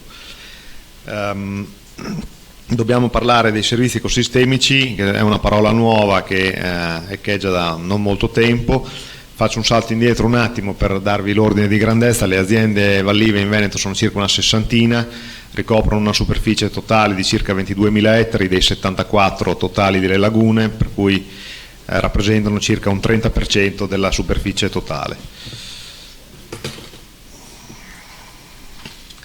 Ecco, appunto, vi dicevo, questi servizi ecosistemici che cosa sono? Io sinceramente non lo sapevo fino a poco tempo fa, mi sono documentato e ho scoperto con piacere che la gestione che facciamo di queste aziende contribuisce alla creazione di questi servizi ecosistemici, che sono in sostanza dei servizi che sono utili per l'intera collettività. Io li ho radunati in basso a destra in 4 macro gruppi, diciamo. Riguardano la regolamentazione climatica, il supporto ai cicli vitali, la fornitura di prodotti alimentari e servizi ecosistemici di tipo culturale. Questi servizi sono generati in seguito a una gestione ben fatta, perché se la gestione non è ben fatta, le valli di fatto diventano delle paludri putride, perché sono chiuse, se non vengono gestite con l'emissione dell'acqua, tenuti scavati i canali e comunque regimate anche come per quanto riguarda la sanità delle acque all'interno, diventano degli ambienti non così sani come lo sono ancora oggi, con tutte le difficoltà che abbiamo. Lascio questa slide, ma ve li voglio uno ad uno commentare. Per quanto riguarda il primo, quindi la regolamentazione climatica, attraverso una buona gestione e quindi il mantenimento di una buona qualità dell'acqua all'interno delle aziende, garantiamo all'ambiente un positivo effetto sulla regolamentazione climatica. In che modo? Attraverso il processo di assorbimento dell'anidride carbonica dall'atmosfera e della fissazione della stessa mediante le piante acquatiche sui fondali vallivi. Quindi le piante, le alghe che sono presenti all'interno delle valli sott'acqua, ma anche quelle fuori dall'acqua, contribuiscono a catturare la CO2 e a fissarla nel terreno, quindi generando un miglioramento climatico nella zona. Il secondo gruppo riguarda i cicli vitali. Una corretta gestione dell'ambiente fornisce supporto agli animali che vivono all'interno di quell'ambiente, quindi in questo caso parliamo di pesci, uccelli e piante acquatiche che all'interno della valle quindi trovano fonti naturali di sostentamento e di alimentazione per cui crescono. Il terzo gruppo riguarda la fornitura di prodotti alimentari. La conseguenza a questo appunto è la produzione di alimenti naturali protettici per l'uomo, quali pesce e in questo caso delle valli la selvaggina, all'interno della quale, dove all'interno delle valli si caccia. In ultimo, altri servizi riguardano la gestione del paesaggio. Ovviamente la gestione è una conseguenza. Il mantenimento di questi ambienti in stato di salute positivo e salubre va a vantaggio dell'intera collettività. Vi è un mantenimento di una cultura che è tipica vostra del Veneto, dico vostra perché io sono un romagnolo, quindi però innamorato molto di questi ambienti. La cultura delle valli è una cultura che in 5 minuti non ve la posso spiegare, però è nata qui, è stata sviluppata qui e dal Veneto è stata esportata in tanti paesi in generale e riguarda appunto la tipicità della gestione e della pesca all'interno di queste valli. Oltre a questo ci sono altre opportunità quali per esempio il birdwatching, l'educazione ambientale, l'attività faunistica venatoria e altre. Se queste zone ovviamente non fossero gestite sono dei potenziali, potrebbero rappresentare dei potenziali problemi ambientali appunto per questioni di chiusura rispetto al resto delle lagune. Mi spingo a parlare velocemente e termino delle criticità e delle proposte. Le criticità, non voglio essere noioso per l'assessore, ne abbiamo parlato a lungo ieri, riguardano purtroppo la presenza degli uccelli ittiofagi in generale che hanno messo in crisi in modo molto importante la produttività e quindi la sostenibilità delle nostre aziende, e questo è un grosso rischio perché se un'azienda non si sostiene economicamente, chi la possiede sarà spinto a diminuire sempre di più la gestione della stessa con conseguenti ripercussioni negative sull'ambiente. Quindi noi che cosa proponiamo, che cosa chiediamo? Chiediamo che vi sia un'adeguata compensazione del reddito per i danni arrecati dagli ittiofagi. Chiediamo che vi siano sostegni per la salvaguardia dei servizi ecosistemici e inoltre speriamo che con questo nuovo FEAMP che sta per uscire vi siano dei contributi, dei capitoli di spesa adeguati per gli investimenti che gli imprenditori che rappresento potrebbero mettere in campo riguardanti la produttività delle nostre aziende. Con questo ho terminato e vi ringrazio per l'attenzione. Grazie a Oliver Martini. Prego Andrea Fabris. Grazie, anch'io non utilizzerò diapositive, sarò molto semplice, voglio esprimere due concetti essenzialmente. Il primo è legato a quello che ha detto adesso Oliver, che ha già parlato benissimo di tutti i servizi ecosistemici che la vallicoltura fa e quindi copre un po' tutti quelli che sono i servizi ecosistemici, però per questo la vallicoltura viene ripagata adeguatamente? Questa è una domanda. A volte ci siamo detti anche con Oliver, discutendo, se la vallicoltura stesse al di sotto dell'agricoltura probabilmente avrebbe delle compensazioni più elevate, e questo è un punto secondo me da discutere, da valutare anche in sede extra regionale. Avete davanti un romagnolo e un friulano che vi parlano delle valli venete, quindi capite anche voi che siamo tutti nella stessa zona dell'Alto Adriatico, e secondo me qui dovrebbe esserci una sinergia anche a livello di bacino Alto Adriatico sulla difesa della vallicoltura. Primo aspetto. Secondo aspetto, farle conoscere. Prima è stata usata una bellissima parola, consapevolezza. Consapevolezza sì, ma sappiate che di nuovo se usciamo da quest'area la vallicoltura è conosciuta molto poco. Se usciamo dall'Alto Adriatico, la vallicoltura non è praticamente conosciuta, e Giuseppe Prioli, che ha parlato prima, che frequenta con me l'Aquaculture Advisory Council a Bruxelles, sa quanto abbiamo dovuto difendere il fatto di inserire tra i servizi ecosistemici anche quelli forniti dalle valli e non solamente dalle aree umidi, delle acque interne continentali o della molluschicoltura. Perché? Perché non sono conosciuti. Alla fin fine sono un fenomeno di solo piccole parti del Mediterraneo, forse la zona più importante è proprio la nostra, quindi farlo valorizzare. Partendo dove valorizzare?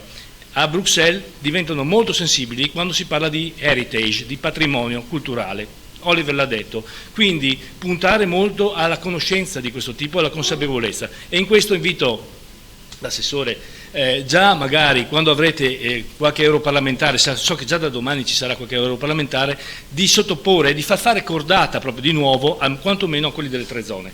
L'ultimo aspetto, l'ha toccato anche Oliver, fare, secondo me, visto che domani si parlerà, e qui è un compito per domani, si parlerà di FEAMP, e valutare quanto realmente l'articolo 54 che c'era dentro il FEAMP sui servizi ecosistemici è stato utilizzato, se è stato utilizzato bene e adeguatamente, ed eventualmente prenderlo come lezione per il prossimo FEAMPA, dove nel piano operativo sono state inserite la vallicoltura, però dobbiamo imparare dal posto. Quindi per domani è il compito di valutare quanto è stato utilizzato il FEAMP in prospettiva FEAMPA, e per i parlamentari far conoscere la vallicoltura meglio. Grazie. Benissimo, grazie Andrea Fabris, prego i relatori di tornare al posto. Cambio di scenario, chiudiamo con la terza parte, il terzo approfondimento dedicato alla sostenibilità sociale. Nella pesca, e grazie anche ai contributi di oggi, abbiamo capito esserci problemi strutturali che interessano tutto il territorio nazionale, e poi aggravati certamente dalla congiuntura economica, che i sussidi e le misure emergenziali che si sono accavallate anche in questi mesi accompagnano, ma che non possono evidentemente risolvere nel lungo periodo. Politiche passive necessarie che ammortizzano le ricadute sociali, economiche e occupazionali, che pretendono però appunto uno sguardo lungo per quanto riguarda le politiche attive. Se parliamo di sostenibilità sociale, va considerato il valore assoluto dell'occupazione, con 3.700 addetti, che posiziona il Veneto al secondo posto in Italia, con un andamento migliore in proporzione, considerati gli ultimi 5 anni, rispetto alla crescita nazionale. Ma il pescatore di oggi, abbiamo sentito, oltre ad avere competenze specifiche, risulta al servizio della collettività, nella preservazione e potenziamento dei servizi ecosistemici. È una figura da aggiornare, come tutte, da valorizzare, da formare in maniera continua e permanente. Tiziano Barone, che è il direttore di Veneto Lavoro, che ci ha mandato un suo contributo non potendo intervenire, ci spiegherà che cosa si debba intendere in questo senso per sostenibilità sociale. Prego. Buongiorno a tutti, faremo l'intervento a distanza, ringrazio dell'invito. Il compito che ci era stato assegnato era di fare una riflessione sulla sostenibilità sociale all'interno degli Stati Generali della Pesca in Veneto. Due considerazioni in ordine alle politiche di sviluppo sostenibile, che fanno riferimento a Agenda 2030 e in particolare sono incardinate sulla logica delle sfide ambientali e sociali. In termini di approfondimento sulla sostenibilità sociale, dobbiamo considerare sia l'aspetto ambientale, economico e sociale come 3 pilastri dello sviluppo sostenibile, e in particolare la questione di fondo che viene posta è proprio che il modello di crescita economica sia allo stesso tempo socialmente inclusiva e ecologicamente sostenibile. Andiamo a vedere le declinazioni circa la sostenibilità sociale, in particolare in ordine alle capacità di garantire condizioni di benessere equamente distribuite fra gli individui per ogni classe e genere, di garantire la qualità della vita e di garantire sicurezza, salute, istruzione, democrazia, partecipazione e giustizia. Facciamo un passo ulteriore andando a vedere l'aspetto della sostenibilità sociale in ordine al mondo del lavoro. Qui i temi sono due in particolare: l'importanza del lavoro nella vita delle persone e l'importanza di valorizzare il capitale umano in qualsiasi settore, quindi anche nel settore della pesca, identificando quali sono le criticità e le caratteristiche del capitale umano. Quindi rispetto alla sostenibilità sociale legata al mondo del lavoro, l'elemento della vita lavorativa e della evoluzione della vita lavorativa nella valorizzazione del capitale umano. Due approfondimenti proprio rapidi rispetto alla pesca nel distretto Veneto. La flotta marittima in Veneto è costituita da 850 imbarcazioni su comparti che sono Venezia, Caorle, Chioggia, Polesine. In questi ambiti territoriali possiamo individuare dal lato della produzione imprese di pesca territoriali con oltre 3.100 unità tra pesca e acquacoltura, e sul lato della trasformazione e commercializzazione 700 imprese che operano in connessione con l'attività di pesca. Esiste un collegamento importante del settore della pesca al terziario, ristorazione e attività connesse al turismo, proprio perché i due mondi sono integrati, e di conseguenza il turismo, sia con il turismo stanziale che con il pendolarismo, molto legato nella nostra regione alle risorse e al patrimonio gastronomico. Rispetto alle imprese della pesca e delle loro cooperative, che rappresentano un perimetro importante di soggetti economici, oltre a effettuare il loro mestiere, la cattura, sono direttamente coinvolte anche nella tutela e nel mantenimento delle risorse naturali marine e di costa, e quindi di conseguenza rappresentano un punto importante di valorizzazione dell'ecosistema. Inoltre, imprese distrettuali di vario tipo che operano anche a valle della produzione locale agiscono comunque nel tessuto socio-economico circostante. Di conseguenza possiamo proprio parlare di un ecosistema in cui laboratori, trasporti, turismo e altri servizi sono collegati al territorio locale. C'è un'identità del territorio costiero veneto ed è un elemento che va assolutamente evidenziato, perché il territorio costiero veneto presenta caratteristiche proprie di un distretto marittimo fondato sulla compresenza di piccole e medie imprese caratterizzate da una specifica cultura e una propria rete istituzionale locale, quindi con associazioni e realtà legate al territorio. In questo contesto il sistema economico assume un'immagine unitaria, quindi possiamo ragionare in termini di un ecosistema che debba avere caratteristiche di sostenibilità.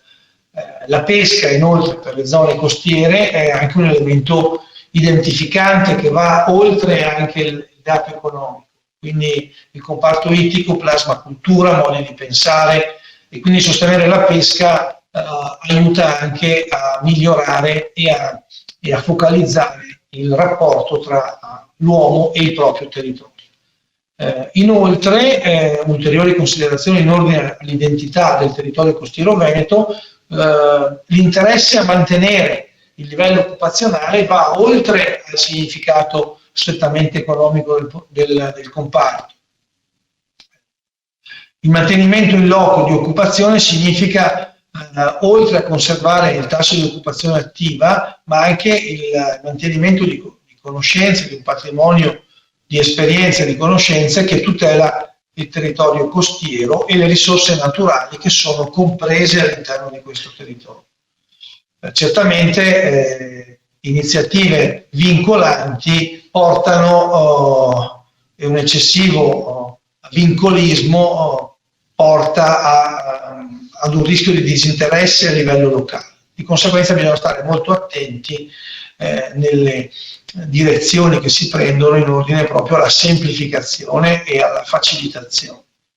Andiamo a vedere a questo punto le dimensioni dell'occupazione, quindi a partire dai dati che normalmente Veneto Lavoro tratta e produce al fine di poter analizzare sia i mutamenti del mercato del lavoro sia gli effetti delle politiche. Qui andiamo a vedere le caratteristiche dell'occupazione nel settore della pesca in Veneto. Le imprese attive, parliamo di un settore in cui il lavoro autonomo ha un peso rilevante, le ditte individuali, poco meno di 2600, rappresentano l'82% delle imprese attive totali.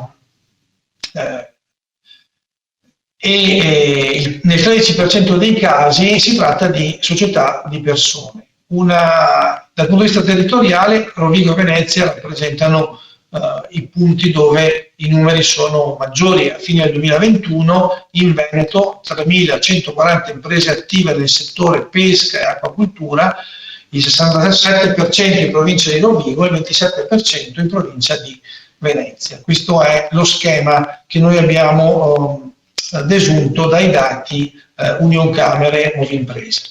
Andiamo a vedere il versante invece dell'occupazione, quindi a partire dai dati che noi normalmente trattiamo in ordine alle assunzioni e quindi ai contratti di lavoro. Le dinamiche occupazionali in questo settore pesca e acquacultura, parliamo di numeri piccoli, ridotti, considerando i lavoratori dipendenti impiegati nel settore pesca e acquacultura.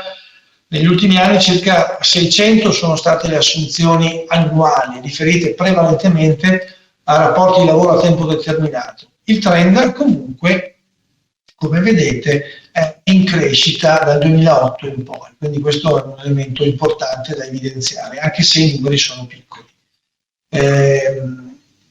La dinamica delle posizioni, quindi i saldi in ordine a entrate e uscite, ci fa vedere come nel 2014, tenendo conto anche della crisi che c'è stata, abbiamo avuto il momento peggiore e poi c'è stata una crescita in termini di saldi importante fino al 2020 e poi c'è stato il periodo del Covid in cui tutti abbiamo sofferto. Il lavoro prevalentemente è di tipo stagionale, quindi lavori a tempo determinato. Stiamo parlando di settore pesca, di conseguenza non stiamo ragionando in questo momento in termini di indotto, stiamo ragionando specificatamente sul settore della pesca. L'occupazione per quanto riguarda la distribuzione delle assunzioni effettuate nel 2021, il 36% delle assunzioni sono fatte da società a responsabilità limitata, il 19% da società di persone, il 18% da imprese individuali, l'11% da cooperative e il 17% da altre forme di imprese. Questo dice di una distribuzione in termini di tipologia delle imprese e quindi delle assunzioni legate a queste imprese. Nel territorio le assunzioni prevalentemente hanno riguardato la provincia di Rovigo al 38%, Venezia al 34% e anche Treviso al 23%. Se andiamo a vedere le caratteristiche dei lavoratori nel settore pesca e acquacultura, tenendo conto che i numeri sono bassi, una occupazione prevalentemente maschile, l'80% sono uomini, quindi vedete totale 2019 565, 2020 615, 2021 587. Gli uomini sono all'80%. Una presenza importante di italiani, ma anche un peso importante degli stranieri, il 75% nel 2020 italiani, il 25% di stranieri, in crescita dal 18% nel 2019. Dal punto di vista delle età, una progressiva crescita anche di una quota di giovani, ma anche di lavoratori anziani. Questa tabella dice sostanzialmente della distribuzione. Come vedete, la licenza media come titolo di studio insieme alla licenza elementare cuba dal 54 al 56%, quindi più della metà sono i lavoratori presenti nel settore pesca e acquacultura fa riferimento a lavoratori con bassi titoli di studio. Il diploma è il 25%, la laurea è il 4%. E questo dice appunto un dato importante, perché che metà dei lavoratori siano con bassi livelli di istruzione pone un problema rispetto al futuro e quindi di conseguenza rispetto ai cambiamenti dell'ecosistema. Nel momento in cui il sistema entra in una fase di crisi, le basse qualifiche sono quelle che soffrono di più. Dal punto di vista delle assunzioni, delle tipologie, come vedete abbiamo suddiviso le professioni non qualificate e via via le professioni più qualificate. Il 25% delle nuove assunzioni ha a che fare con personale non qualificato. Quindi questo ci dice di uno stile e di una struttura del mercato del lavoro, e un 10% di figure tecniche impiegatizie, mentre il 50%, importante come dato, sono operai specializzati, quindi 25% non qualificate, un 50-55% operai specializzati, il resto tra professioni tecnico-impiegatizie e conduttori e operai semi-specializzati. Dal punto di vista della distribuzione, gli operai specializzati sono finiti per un 30% nell'area pescatori della pesca costiera e acque interne e per un 44% nell'acquacoltura. Questioni aperte sul tema sostenibilità, e qui ci avviamo alla conclusione. La prima, la valorizzazione del capitale umano. Tenendo conto che c'è una presenza di bassa professionalità rispetto a alte professionalità, è importante, come dire, insistere e promuovere maggiormente l'acquisizione di competenze più alte e quindi di istruzioni di un livello di istruzione maggiore. C'è da dire in questo momento che il percorso professionale quinquennale per la pesca fatica a trovare iscritti. Lo scorso anno non è partito con le prime classi, quindi questo è un elemento negativo, tenendo conto che certamente di mezzo c'è anche una riduzione del numero di giovani presenti nella nostra regione. Tenete conto che noi abbiamo comunque un problema demografico rilevante. Poi ci sono anche problemi legati alla dispersione scolastica, e quindi di ragazzi che frequentano la scuola dell'obbligo e che sono anche impiegati nelle attività spesso di famiglia fino alla terza media, e quindi a volte hanno difficoltà anche ad adempiere l'obbligo formativo. Di conseguenza è importante insistere e investire maggiormente sui livelli di istruzione, trovando dei meccanismi di compensazione utili dal punto di vista dell'incontro tra domanda e offerta con soluzioni diverse. Una seconda questione interessante è il tema della continuità e della valorizzazione del ruolo multidisciplinare del pescatore, nel senso che quando c'è il fermo pesca l'attività complementare è importante da individuare in termini sia di semplificazione normativa e quindi di adeguamento delle norme alla realtà territoriale, ma anche alla combinazione con attività che siano complementari all'ecosistema costiero. Ulteriori elementi connessi al tema della sostenibilità riguarda il raccordo, la collaborazione con i servizi per il lavoro. In questo momento l'intermediazione è scarsa, si fa fatica a raccogliere la domanda di lavoro proveniente dalle imprese e di conseguenza si fa anche fatica a veicolare una possibile risposta in termini di servizio. Su questo, per esempio, i centri per l'impiego offrono regolarmente servizi di intermediazione a costo zero per le imprese che rendono trasparente, quindi presentano l'offerta di lavoro su cui i centri per l'impiego come standard, forniscono entro 5 giorni un certo numero di potenziali candidati che poi l'impresa sceglie e seleziona.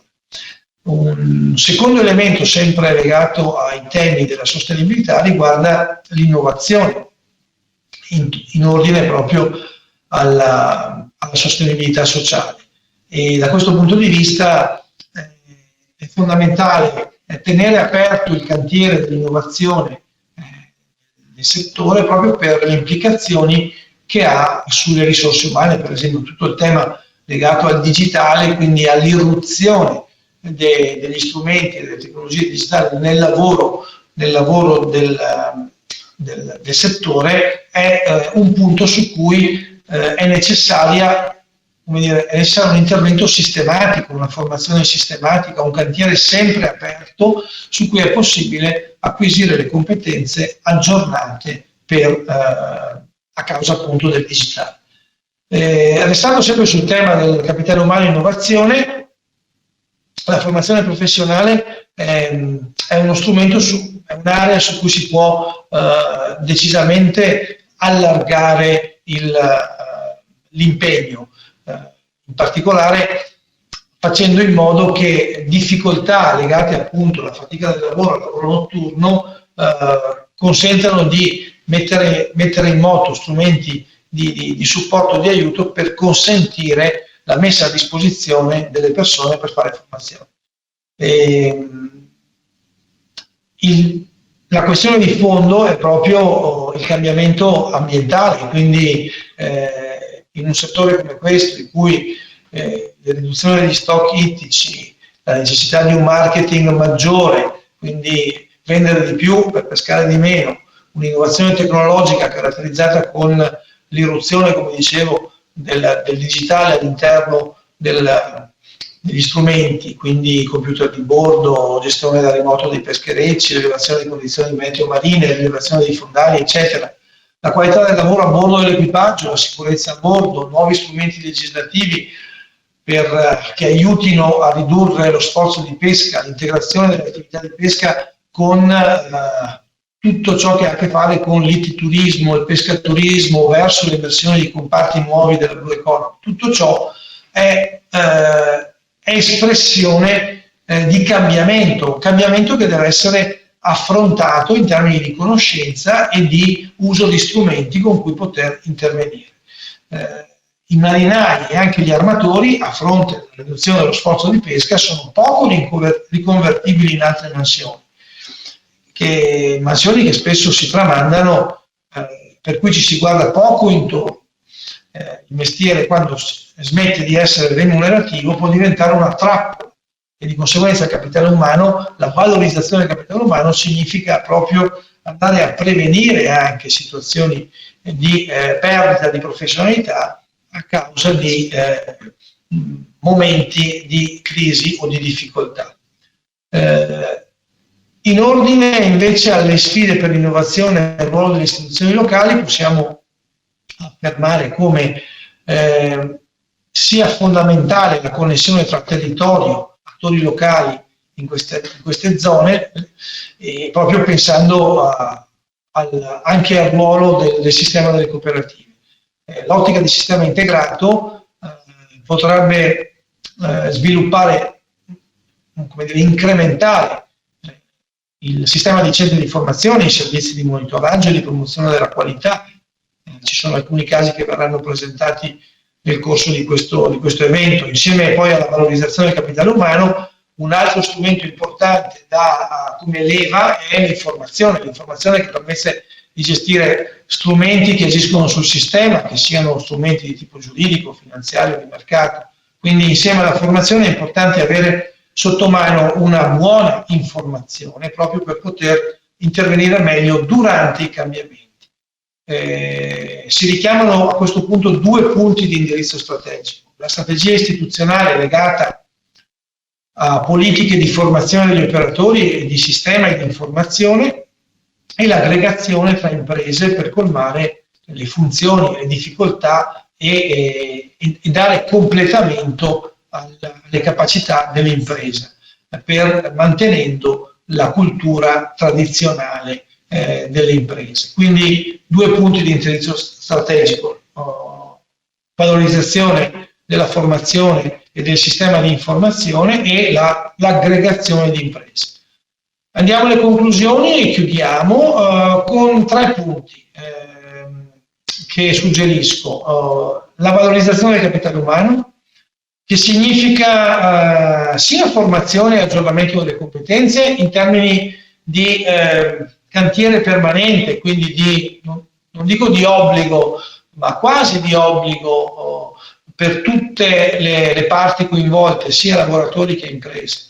Il suggerimento è a pensare a delle academy aziendali o territoriali che siano stabili, che siano di proprietà o delle medie e grandi aziende oppure che siano soggetti a cui i piccoli afferiscono.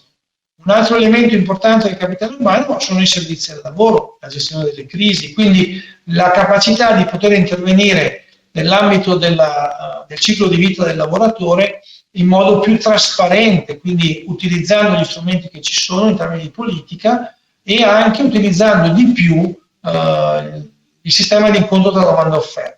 È fondamentale poter raccogliere in modo più facile la domanda di lavoro proveniente dalle imprese al fine di poter poi inserire chi ne ha necessità all'interno di percorsi o di politiche oppure direttamente all'interno dei posti di lavoro. Quindi la prima cosa è la valorizzazione del capitale umano, puntando a strutturare un cantiere permanente fatto di formazione ma anche di servizi al lavoro. E ripeto, sui servizi al lavoro dovete considerare che le crisi hanno aperto il tema della ricollocazione. La seconda area di conclusioni sono un impegno su strategie locali di promozione del ruolo sociale del pescatore, cantiere sempre aperto, comunicare il positivo del lavoro e dell'economia e quindi tenere aperto un canale di comunicazione permanente con tutte le sue forme, quindi utilizzando anche i micro-influencer, gli influencer e tutti i canali di comunicazione proprio per comunicare la positività del lavoro e dell'economia per quanto riguarda il ruolo sociale del pescatore. La terza conclusione importante è il tema del cambiamento. Non c'è storia. Noi siamo in un contesto economico e sociale in cui il cambiamento è un compagno di viaggio permanente per tutte le imprese, per tutte le persone. Di conseguenza, fare i conti con il cambiamento non è una sfortuna, ma è l'obbligo che ognuno di noi, con un po' di ragionevolezza, deve in qualche modo farsi carico. Di conseguenza non ci sono tante alternative. Fare i conti col cambiamento attraverso appunto tutte le informazioni, tutta la vicinanza ai fenomeni, la conoscenza delle soluzioni avvenute a fine di poter migliorare anche questo ruolo multidisciplinare del pescatore. Il cambiamento rappresenta l'orizzonte su cui tutta la realtà economica della nostra regione, ma in particolare la realtà economica del settore della pesca, deve fare i conti ed è opportuno che ci sia un aiuto su questo, ma anche una presa di coscienza che il cambiamento non è possibile eliminarlo. Vi ringrazio e vi saluto. Arrivederci.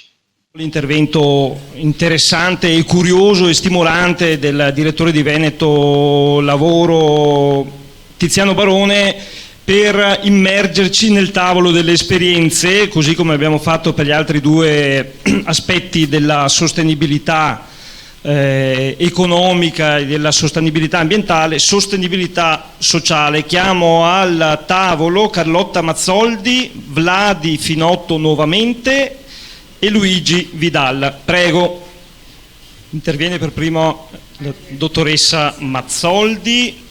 Formazione, innovazione e valorizzazione dell'operatore nella pesca, Dipartimento di Biologia Marina, Università degli Studi di Padova. Prego. Grazie, buongiorno a tutti. Mi fa davvero piacere essere qui oggi a presentarvi alcune esperienze relative alla formazione, quindi ringrazio di questa opportunità.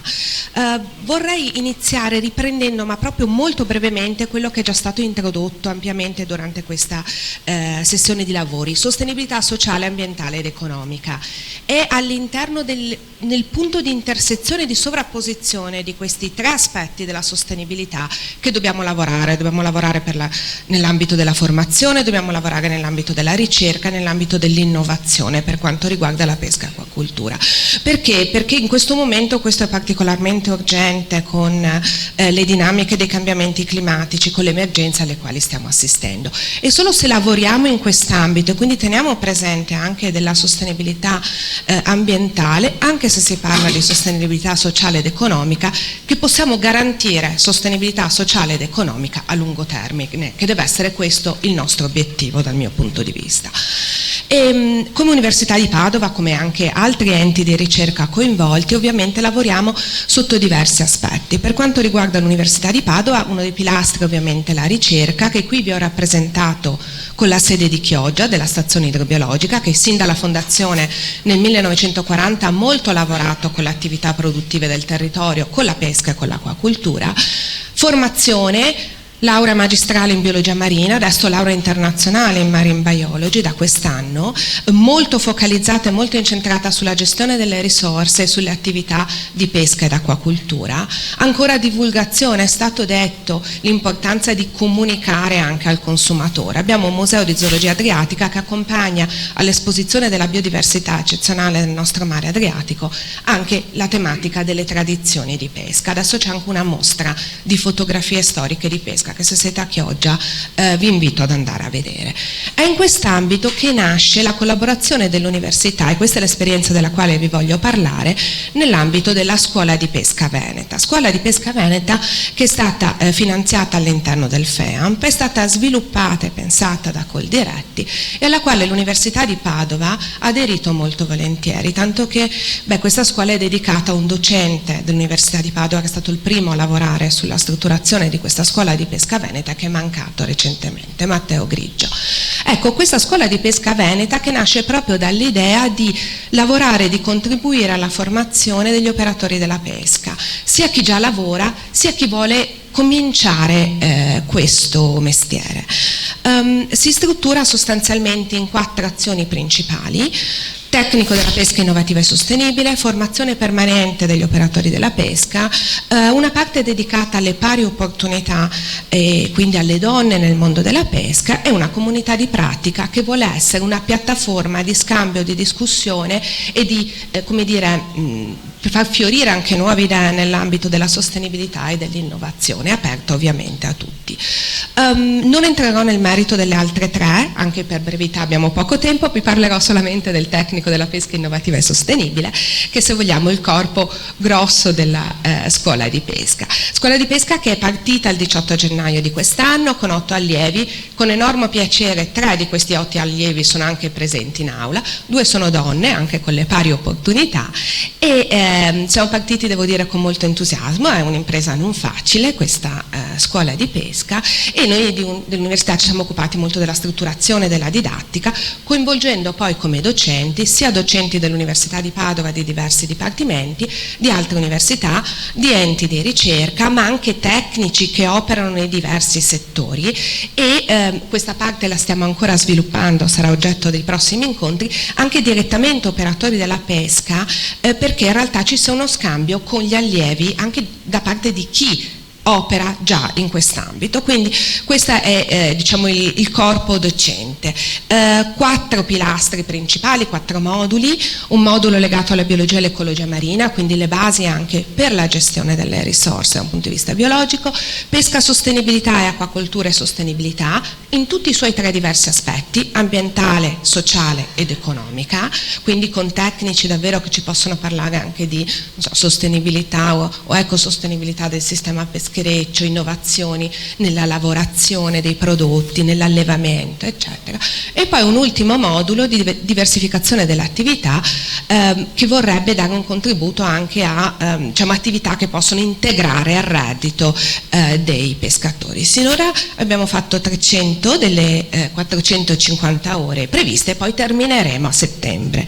Come le abbiamo fatte queste ore? Le abbiamo fatte molto, purtroppo, in FAD, quindi in formazione a distanza, ma abbiamo avuto modo di fare anche didattica in presenza, di fare laboratori, di fare escursioni del campo, di fare attività pratiche. Vedete, non so, in basso a sinistra un'attività pratica per la gestione della pesca accidentale di specie protette, dei laboratori con alcuni degli allievi che sono anche qui presenti, dei laboratori, degli esercizi diciamo di gestione e alzino la mano se posso, bravi. E le varie attività diciamo che abbiamo fatto. Ecco, questo per quanto riguarda la scuola di pesca, però prima di concludere, e vede che sto cercando di essere molto rapida, vorrei passare dall'altra parte, cioè io vi ho mostrato la formazione che come io docente universitario, ma come docenti in generale facciamo, ma attenzione alla formazione nei due sensi. Noi come Università di Padova, ma Università di Venezia, ma diversi istituti di ricerca, in realtà è uno scambio continuo col mondo della pesca e c'è bisogno di questo scambio continuo nel doppio senso, con la fiducia reciproca. E quindi l'operatore della pesca, il mondo della pesca che partecipa anche alla formazione per esempio dei nostri studenti, vedete le visite al mercato ittico, nel mercato ittico lavoriamo anche sui dati del mercato ittico in una collaborazione stretta, ragazzi che si imbarcano sui pescherecci per imparare dai pescatori, perché se non c'è questo scambio rimane un aspetto puramente teorico, ascoltare e parlare con i pescatori per capire quelle che sono le problematiche che magari talvolta non realizziamo e sviluppare assieme progetti di ricerca. Ne abbiamo fatti tanti, non ve li illustrerò, ma vi cito, e questo è l'ultimo aspetto, un altro esempio di collaborazione col mondo della pesca nell'ambito della formazione, in particolare questa alta formazione, un dottorato di ricerca, quindi dopo la laurea, 3 anni di ricerca dopo la laurea, che nasce da un problema reale, grosso e consistente che c'è in Laguna di Venezia e che è legato alle specie invasive, in questo caso l'esempio è la noce di mare, che sta creando moltissimi problemi alla pesca lagunare, e in risposta a questo problema, in collaborazione con la società cooperativa San Marco di Burano, siamo riusciti a ottenere un finanziamento dal Ministero per un dottorato. Adesso c'è un ragazzo che per 3 anni lavorerà parte in università, parte in cooperativa, con una formazione nei due versi proprio su questa tematica, in cui spero magari di darvi qualche risposta, come dire, incoraggiante in futuro. Grazie. Bene, grazie a Carlotta Mazzoldi. Proseguiamo con Vladi Finotto sul tema dell'alta formazione e gestione strategica delle risorse ittiche Fish Lab. Prego.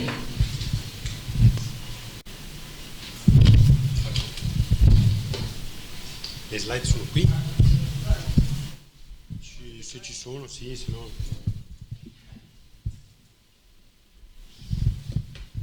Tanto ne approfitto che così stringiamo. Torno qua invece nella mia veste di uno dei 2 coordinatori di una sperimentazione formativa che stiamo facendo su un pubblico di operatori del mondo della pesca. Seconda va benissimo, esatto. Percorso dal titolo lungo che vi è stato menzionato pochi secondi fa, alta formazione in gestione strategica delle risorse ittiche. Vi do le coordinate, dopo vi spiego, credo che la parte più interessante oggi sia in pochi minuti dirvi qual è l'impianto, il metodo e l'approccio che utilizziamo. Il programma si propone di fornire nuove competenze multidisciplinari a chi oggi opera nella pesca, quindi abbiamo 3 macro aree sulle quali stiamo cercando di avanzare tutti insieme. La collega prima, Carlotta, mi dà la possibilità di saltare un passaggio. L'idea non è raccontargli o spiegargli delle cose, ma costruire insieme una consapevolezza su le 3 dimensioni principali dell'agire degli operatori della pesca oggi, quelle più problematiche o sulle quali sono chiamati a innovare. Da una parte quella economica, dall'altra quella ambientale, la terza quella sulla quale non necessariamente innovano, ma con la quale devono trovarsi ad avere a che fare, con la giuridica.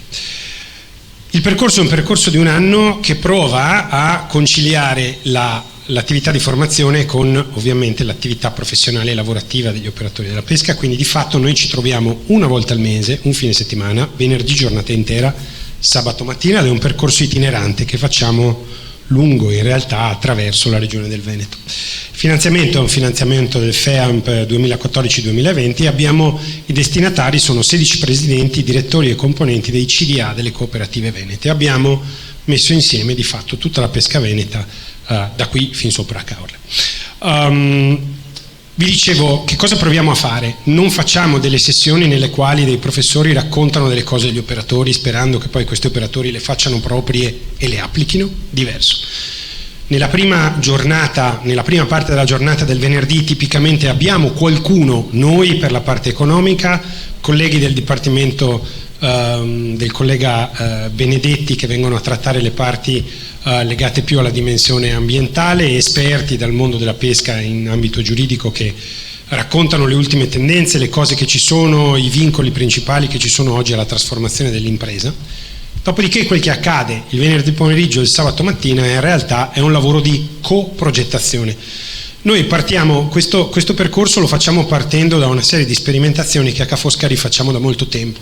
Abbiamo imparato, lavorando con gli studenti, che la costruzione di conoscenza nuova che ci aiuti poi a progredire come imprese ma anche come individui passa attraverso un coinvolgimento delle persone e il partire dai loro problemi. L'approccio per cui ti racconto delle cose, ascoltale che ti saranno utili, da una parte ci potrebbe rendere, quando dico ci, dico noi docenti, un po' vetusti, ciascuno di noi se vuole imparare delle robe nuove va su Wikipedia e più o meno trova il mondo. In seconda battuta, tuttavia, la funzione che può avere un professore come me o come la collega e i colleghi qui in sala non è tanto solo quella di essere un forziere di cose, di conoscenze, ma essere una figura che guida all'applicazione delle conoscenze e fa da ponte. Io conosco delle cose, tu operatore hai dei problemi, ci sediamo insieme e proviamo a vedere se riusciamo a configurare delle nuove soluzioni.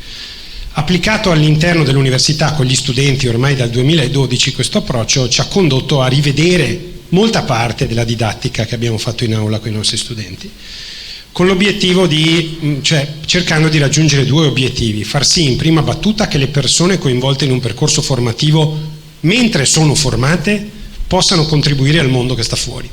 Nel caso degli studenti voi capite che questa cosa è interessante perché non c'è nessun motivo per cui un ragazzo debba aspettare i 24 anni prima di dire che sa fare delle cose e poi incidere sul mondo che sta fuori. Per l'operatore della pesca è la stessa cosa, quindi per l'operatore tuttavia l'idea che non è che devo aspettare la fine di tutto il film, un film lungo un anno, per riuscire poi a fare qualcosa, ma se collaborativamente prendiamo parte a dei laboratori, a delle attività di coprogettazione, durante il percorso vedo e posso pensare a qualcosa di nuovo. Che cosa succede davvero in soldoni? Abbiamo diviso il percorso in 4 grandi fasi, una prima nella quale abbiamo cercato di capire i problemi, i vincoli, i criteri, le prospettive della pesca veneta. Insieme agli operatori della pesca veneta ci sediamo di solito intorno a tavoli e generiamo una quantità di post-it insensata. Insieme agli operatori della pesca veneta, interpellando chi sta fuori, consumatori, operatori, sono state fatte interviste in presenza, survey, raccogliamo dati che ci consentono di capire che cosa accade e come pensa chi sta davanti a noi, chi sta a valle a noi, e dopodiché cerchiamo di fare una cosa a mio avviso molto interessante e molto importante. Piuttosto che pensare a grandi piani perfetti, molto articolati e di solito molto costosi che potremmo applicare solo quando li avremo definiti in ogni dettaglio, facciamo una cosa che a noi del mondo dell'economia aziendale piace molto chiamare, facendo la figa, sperimentazione lean agile. L'idea non è tanto quella di avere un piano fra un anno che sarà fatto e finito, ma a piccoli passi provare ad avere delle piccole idee da validare, da prototipare.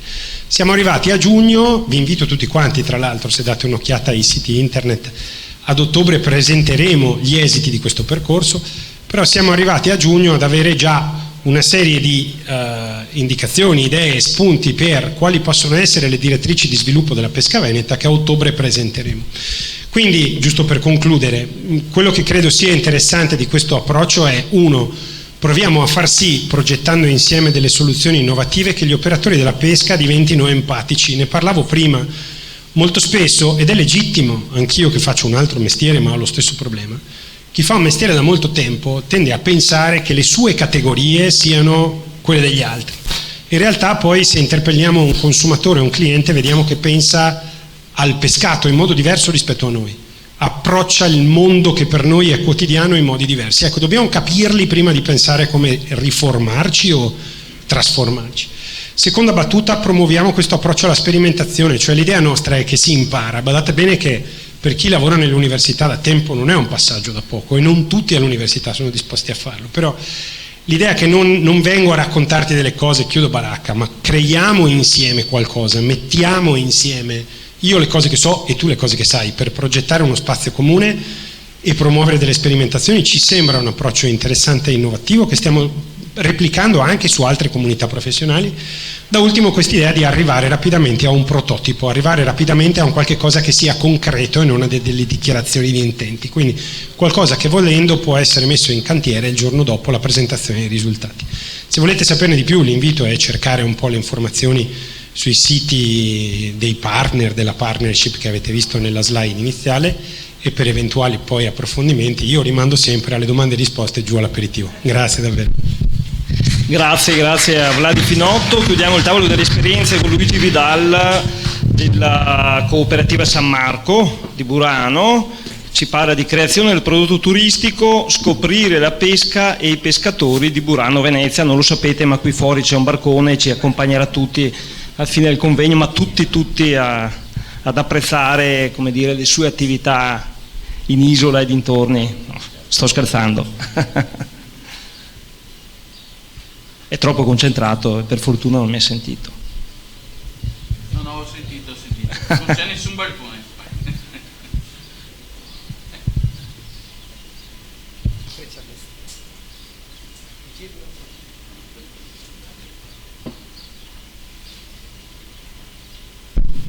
Buongiorno a tutti, mi ha già presentato Omar. Ringrazio la Regione per avermi dato questa opportunità. E anche se avrei preferito parlare di pesca, invece mi fanno parlare di turismo, ma sono 24 anni che sono presidente di una cooperativa di pesca, avrei preferito parlare di pesca.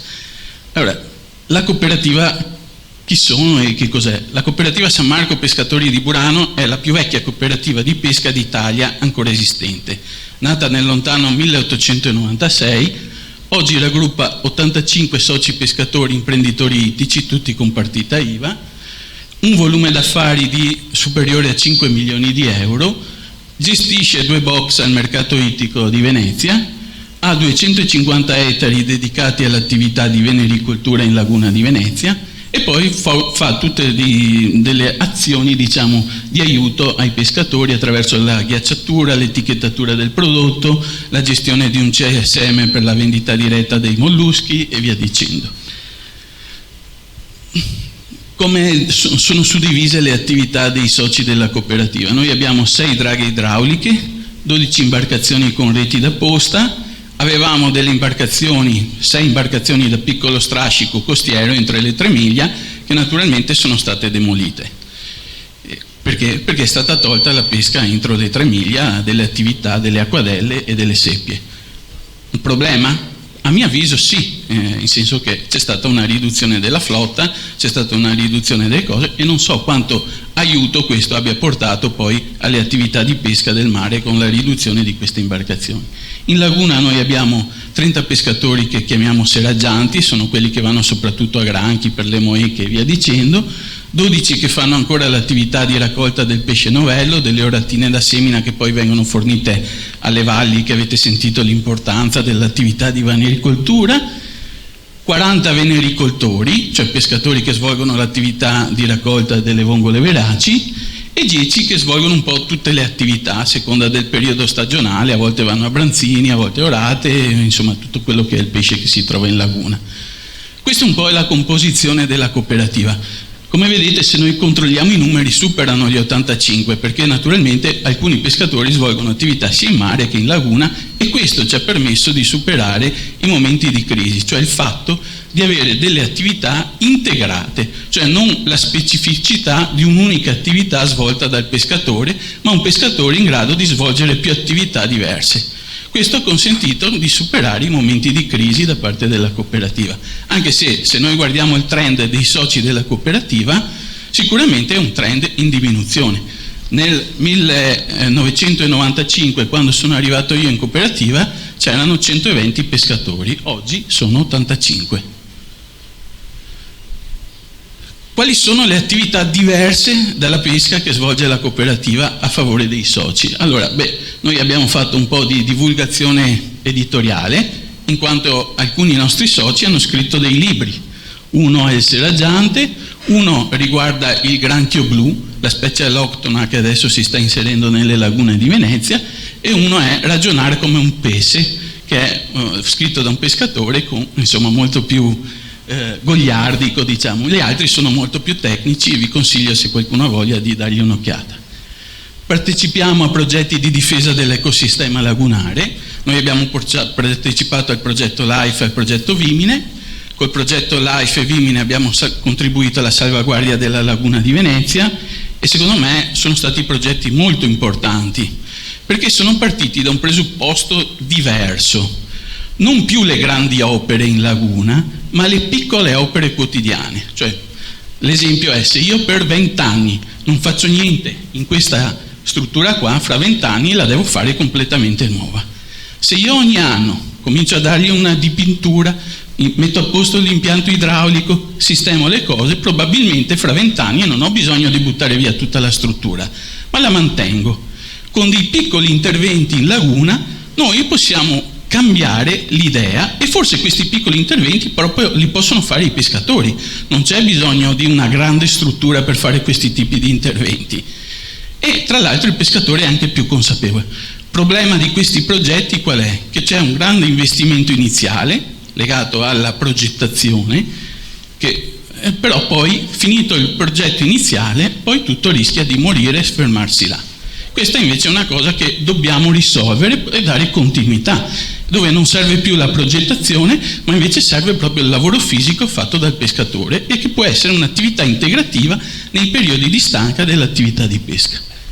Valorizzazione del pescato. Attraverso il mercato ittico noi cerchiamo di valorizzare il pescato. Comunque anche, come vedete, abbiamo ottenuto il marchio per quanto riguarda la seppia, diciamo, per la cattura biologica della seppia. E poi è l'attività principale che oggi vi presento, che è il pescaturismo. Noi abbiamo iniziato nel lontano 2010 l'attività di pescaturismo attraverso la sistemazione delle imbarcazioni per portare i visitatori, diciamo, a scoprire la laguna di Venezia. La prima cosa che abbiamo fatto, diciamo, è stata quella di creare un sistema informativo. Cioè, abbiamo detto, quando viene il visitatore, il pescatore ha difficoltà a parlare con il visitatore straniero e via dicendo. Cioè, facciamo già difficoltà a parlare in italiano, figuriamoci parlare in inglese, in tedesco e via dicendo, che sono i principali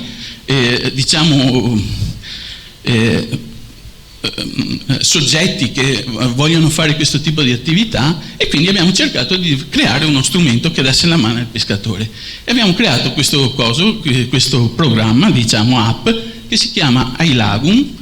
E praticamente cosa dice? Uno ci dice qual è,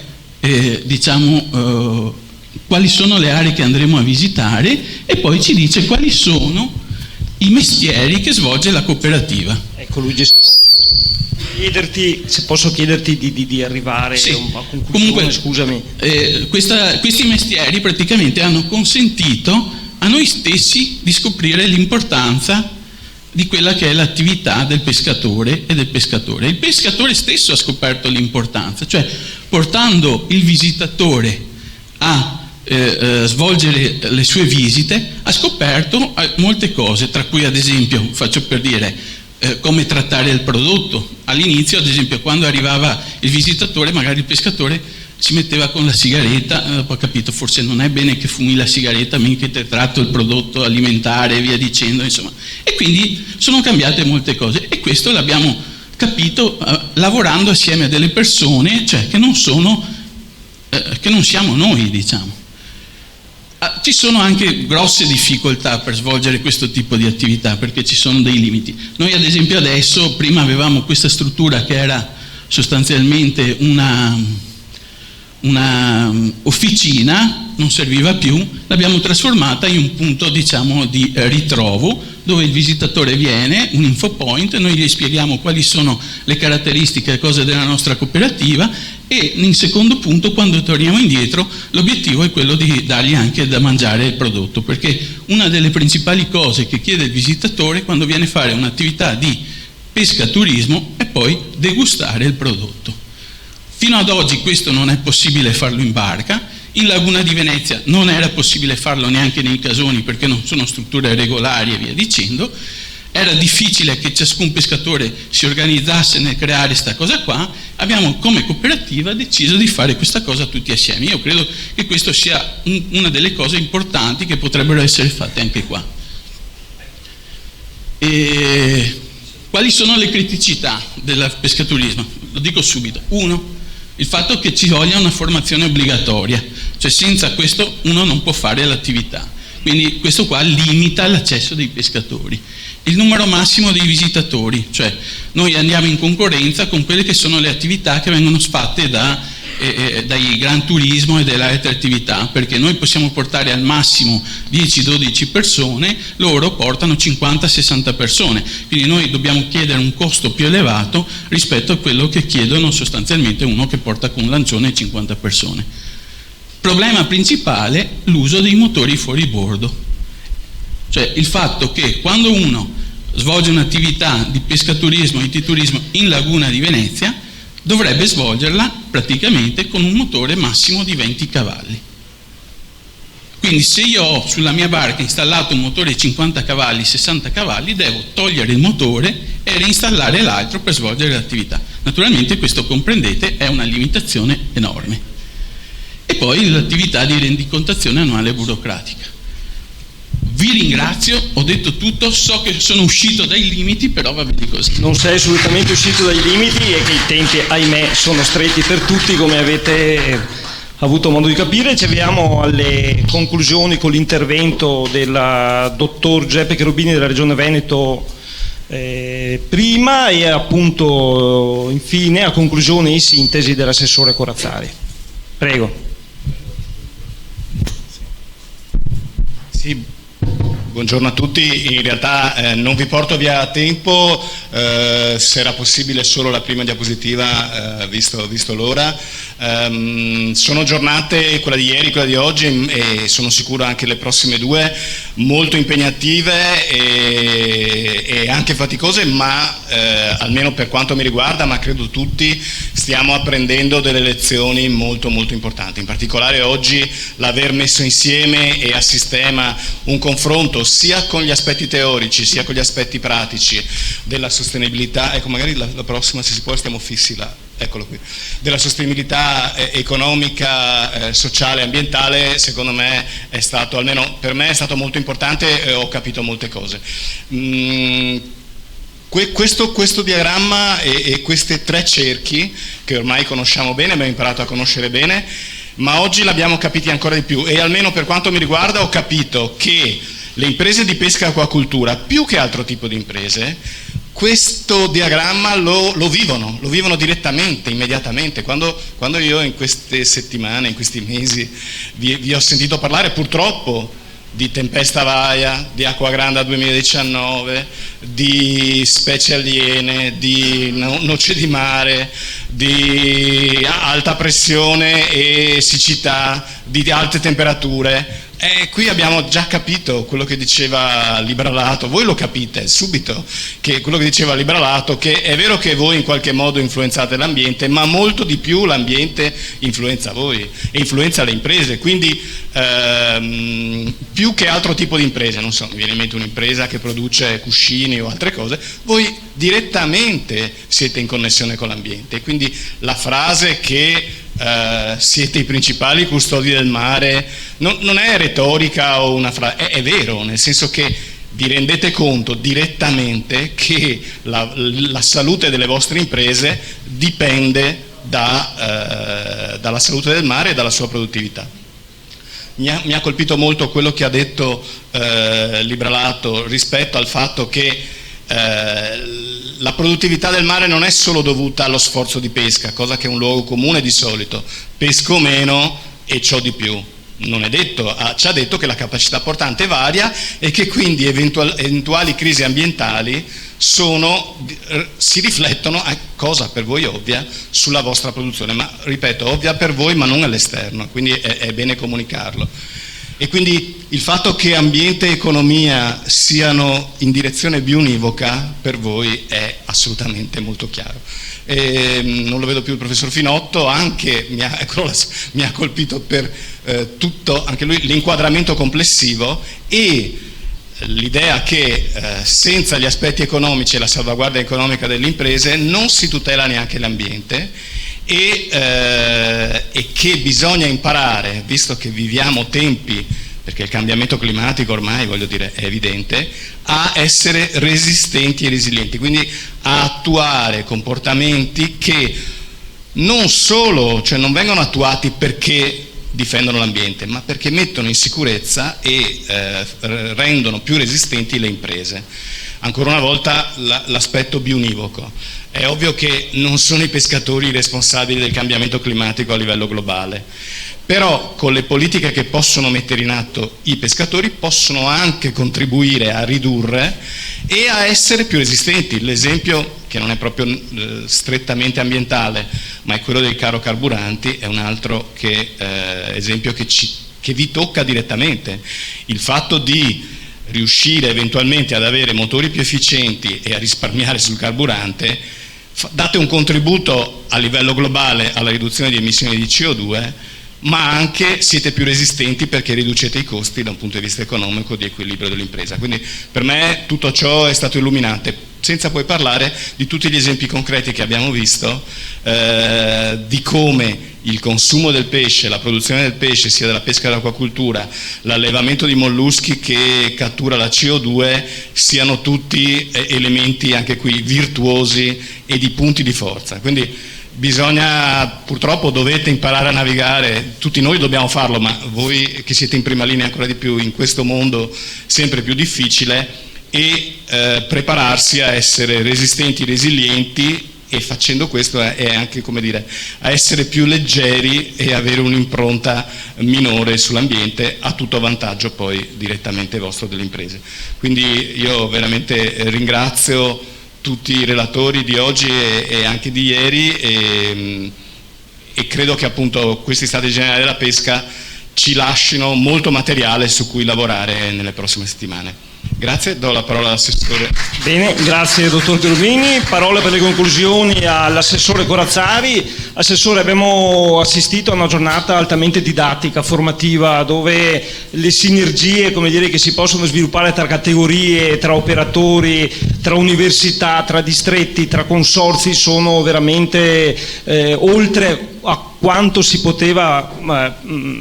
pensare anche legittimamente. E quindi credo che gli Stati Generali stiano colpendo nel segno nel cercare appunto di fare emergere queste necessità e queste possibilità. Prego. Grazie. Bene, innanzitutto un ringraziamento a tutti i relatori che si sono susseguiti, direi che hanno dato un contributo importante, approfondito e che è anche una base su cui lavorare. Abbiamo voluto questi Stati Generali della Pesca perché ritenevamo utile e importante innanzitutto che si parlasse di pesca e di pescatori. È un settore che ha bisogno di raccontarsi, ha bisogno di comunicare, anche per far sì che i problemi che abbiamo visto sono molteplici possano essere messi al centro dell'agenda di chi ne ha competenze, ovvero dei livelli istituzionali e del rapporto con le categorie. Questa è un'opportunità, è un'occasione e dobbiamo saperla impegnare bene. Stiamo riscuotendo anche un ritorno da un punto di vista della comunicazione che ci fa ben sperare, perché vediamo che il tema è di interesse anche dell'opinione pubblica e quindi l'invito che faccio è di essere uniti per portare avanti quelli che sono i nostri obiettivi e per raccontare in modo corretto quello che è il ruolo straordinario ed importante della pesca e dei pescatori, dei produttori, degli acquacultori, di chi gestisce questa parte importante del nostro territorio. Lo abbiamo visto oggi parlando di sostenibilità, quanto è importante il pescatore. Perché se è vero che ogni attività umana ha un impatto sull'ambiente, dalla produzione di qualsiasi prodotto di consumo a qualsiasi servizio, è altrettanto vero che forse nessuna attività umana come quella della pesca contribuisce al raggiungimento di quegli equilibri ambientali e di quella sostenibilità rispetto a cui noi tendiamo. Il pescatore è lì, è nel concetto della gestione e quindi deve essere protagonista, essere pronto a accettare le sfide che gli vengono presentate, ma soprattutto deve dare quel valore di esperienza, di conoscenza che fa parte della propria formazione, fa parte della storia dei pescatori, della cultura e della tradizione, perché il concetto di sostenibilità, il concetto di circolarità lo hanno sempre esercitato. Dobbiamo raccontarlo e spiegarlo bene. Quindi nel chiudere questa mattinata, che penso sia stata, lo sottolineo ancora, utile e importante, ci diamo appuntamento a domani, parleremo del FEAMP e del FEAMPA, della prossima programmazione di questo straordinario strumento di cui abbiamo disponibilità, che dobbiamo sicuramente in questa fase di programmazione saper ben centrare su quelle che saranno le azioni da sostenere, le richieste del mondo della pesca e dell'acquacoltura, e chiaramente con un'ottica di valorizzazione di un'area che è quella dell'Alto Adriatico, del Veneto in particolare, che ha delle peculiarità che debbono essere anche centrate a livello di istituzioni comunitarie. Questa sarà una delle altre importanti sfide che però, se ci vedrà uniti, sicuramente avrà maggiore possibilità di essere colta. Chiudo salutando tutte le persone anche presenti, i rappresentanti delle amministrazioni, il sindaco, l'amministrazione di Porto Tolle, il consigliere Dolfin che ha seguito tutta la mattinata di lavori e che è anche il nostro referente per la pesca all'interno del nostro partito, e che quindi mi fa molto piacere che ci sia, perché sappiamo che a tutti i livelli, sia istituzionali sia amministrativi, dobbiamo fare squadra per portare forte la voce dei pescatori e della pesca. Solo così potremo affrontare le tante problematiche che abbiamo visto esistere. Grazie e buon lavoro. Bene, grazie Assessore, mi associo ai ringraziamenti a tutte le autorità, ai relatori e agli ospiti anche per la pazienza avuta sul contingentamento dei tempi di intervento, ecco, e ricordandovi che le slide e i materiali sono reperibili sul sito di Veneto Agricoltura. Vi do appuntamento, come già fatto, alla terza giornata degli Stati Generali che si terrà domani a Caorle col tema dal FEAMP al FEAMPA, il nuovo programma del settore pesca e acquacoltura. Grazie a tutti, buongiorno, buon lavoro.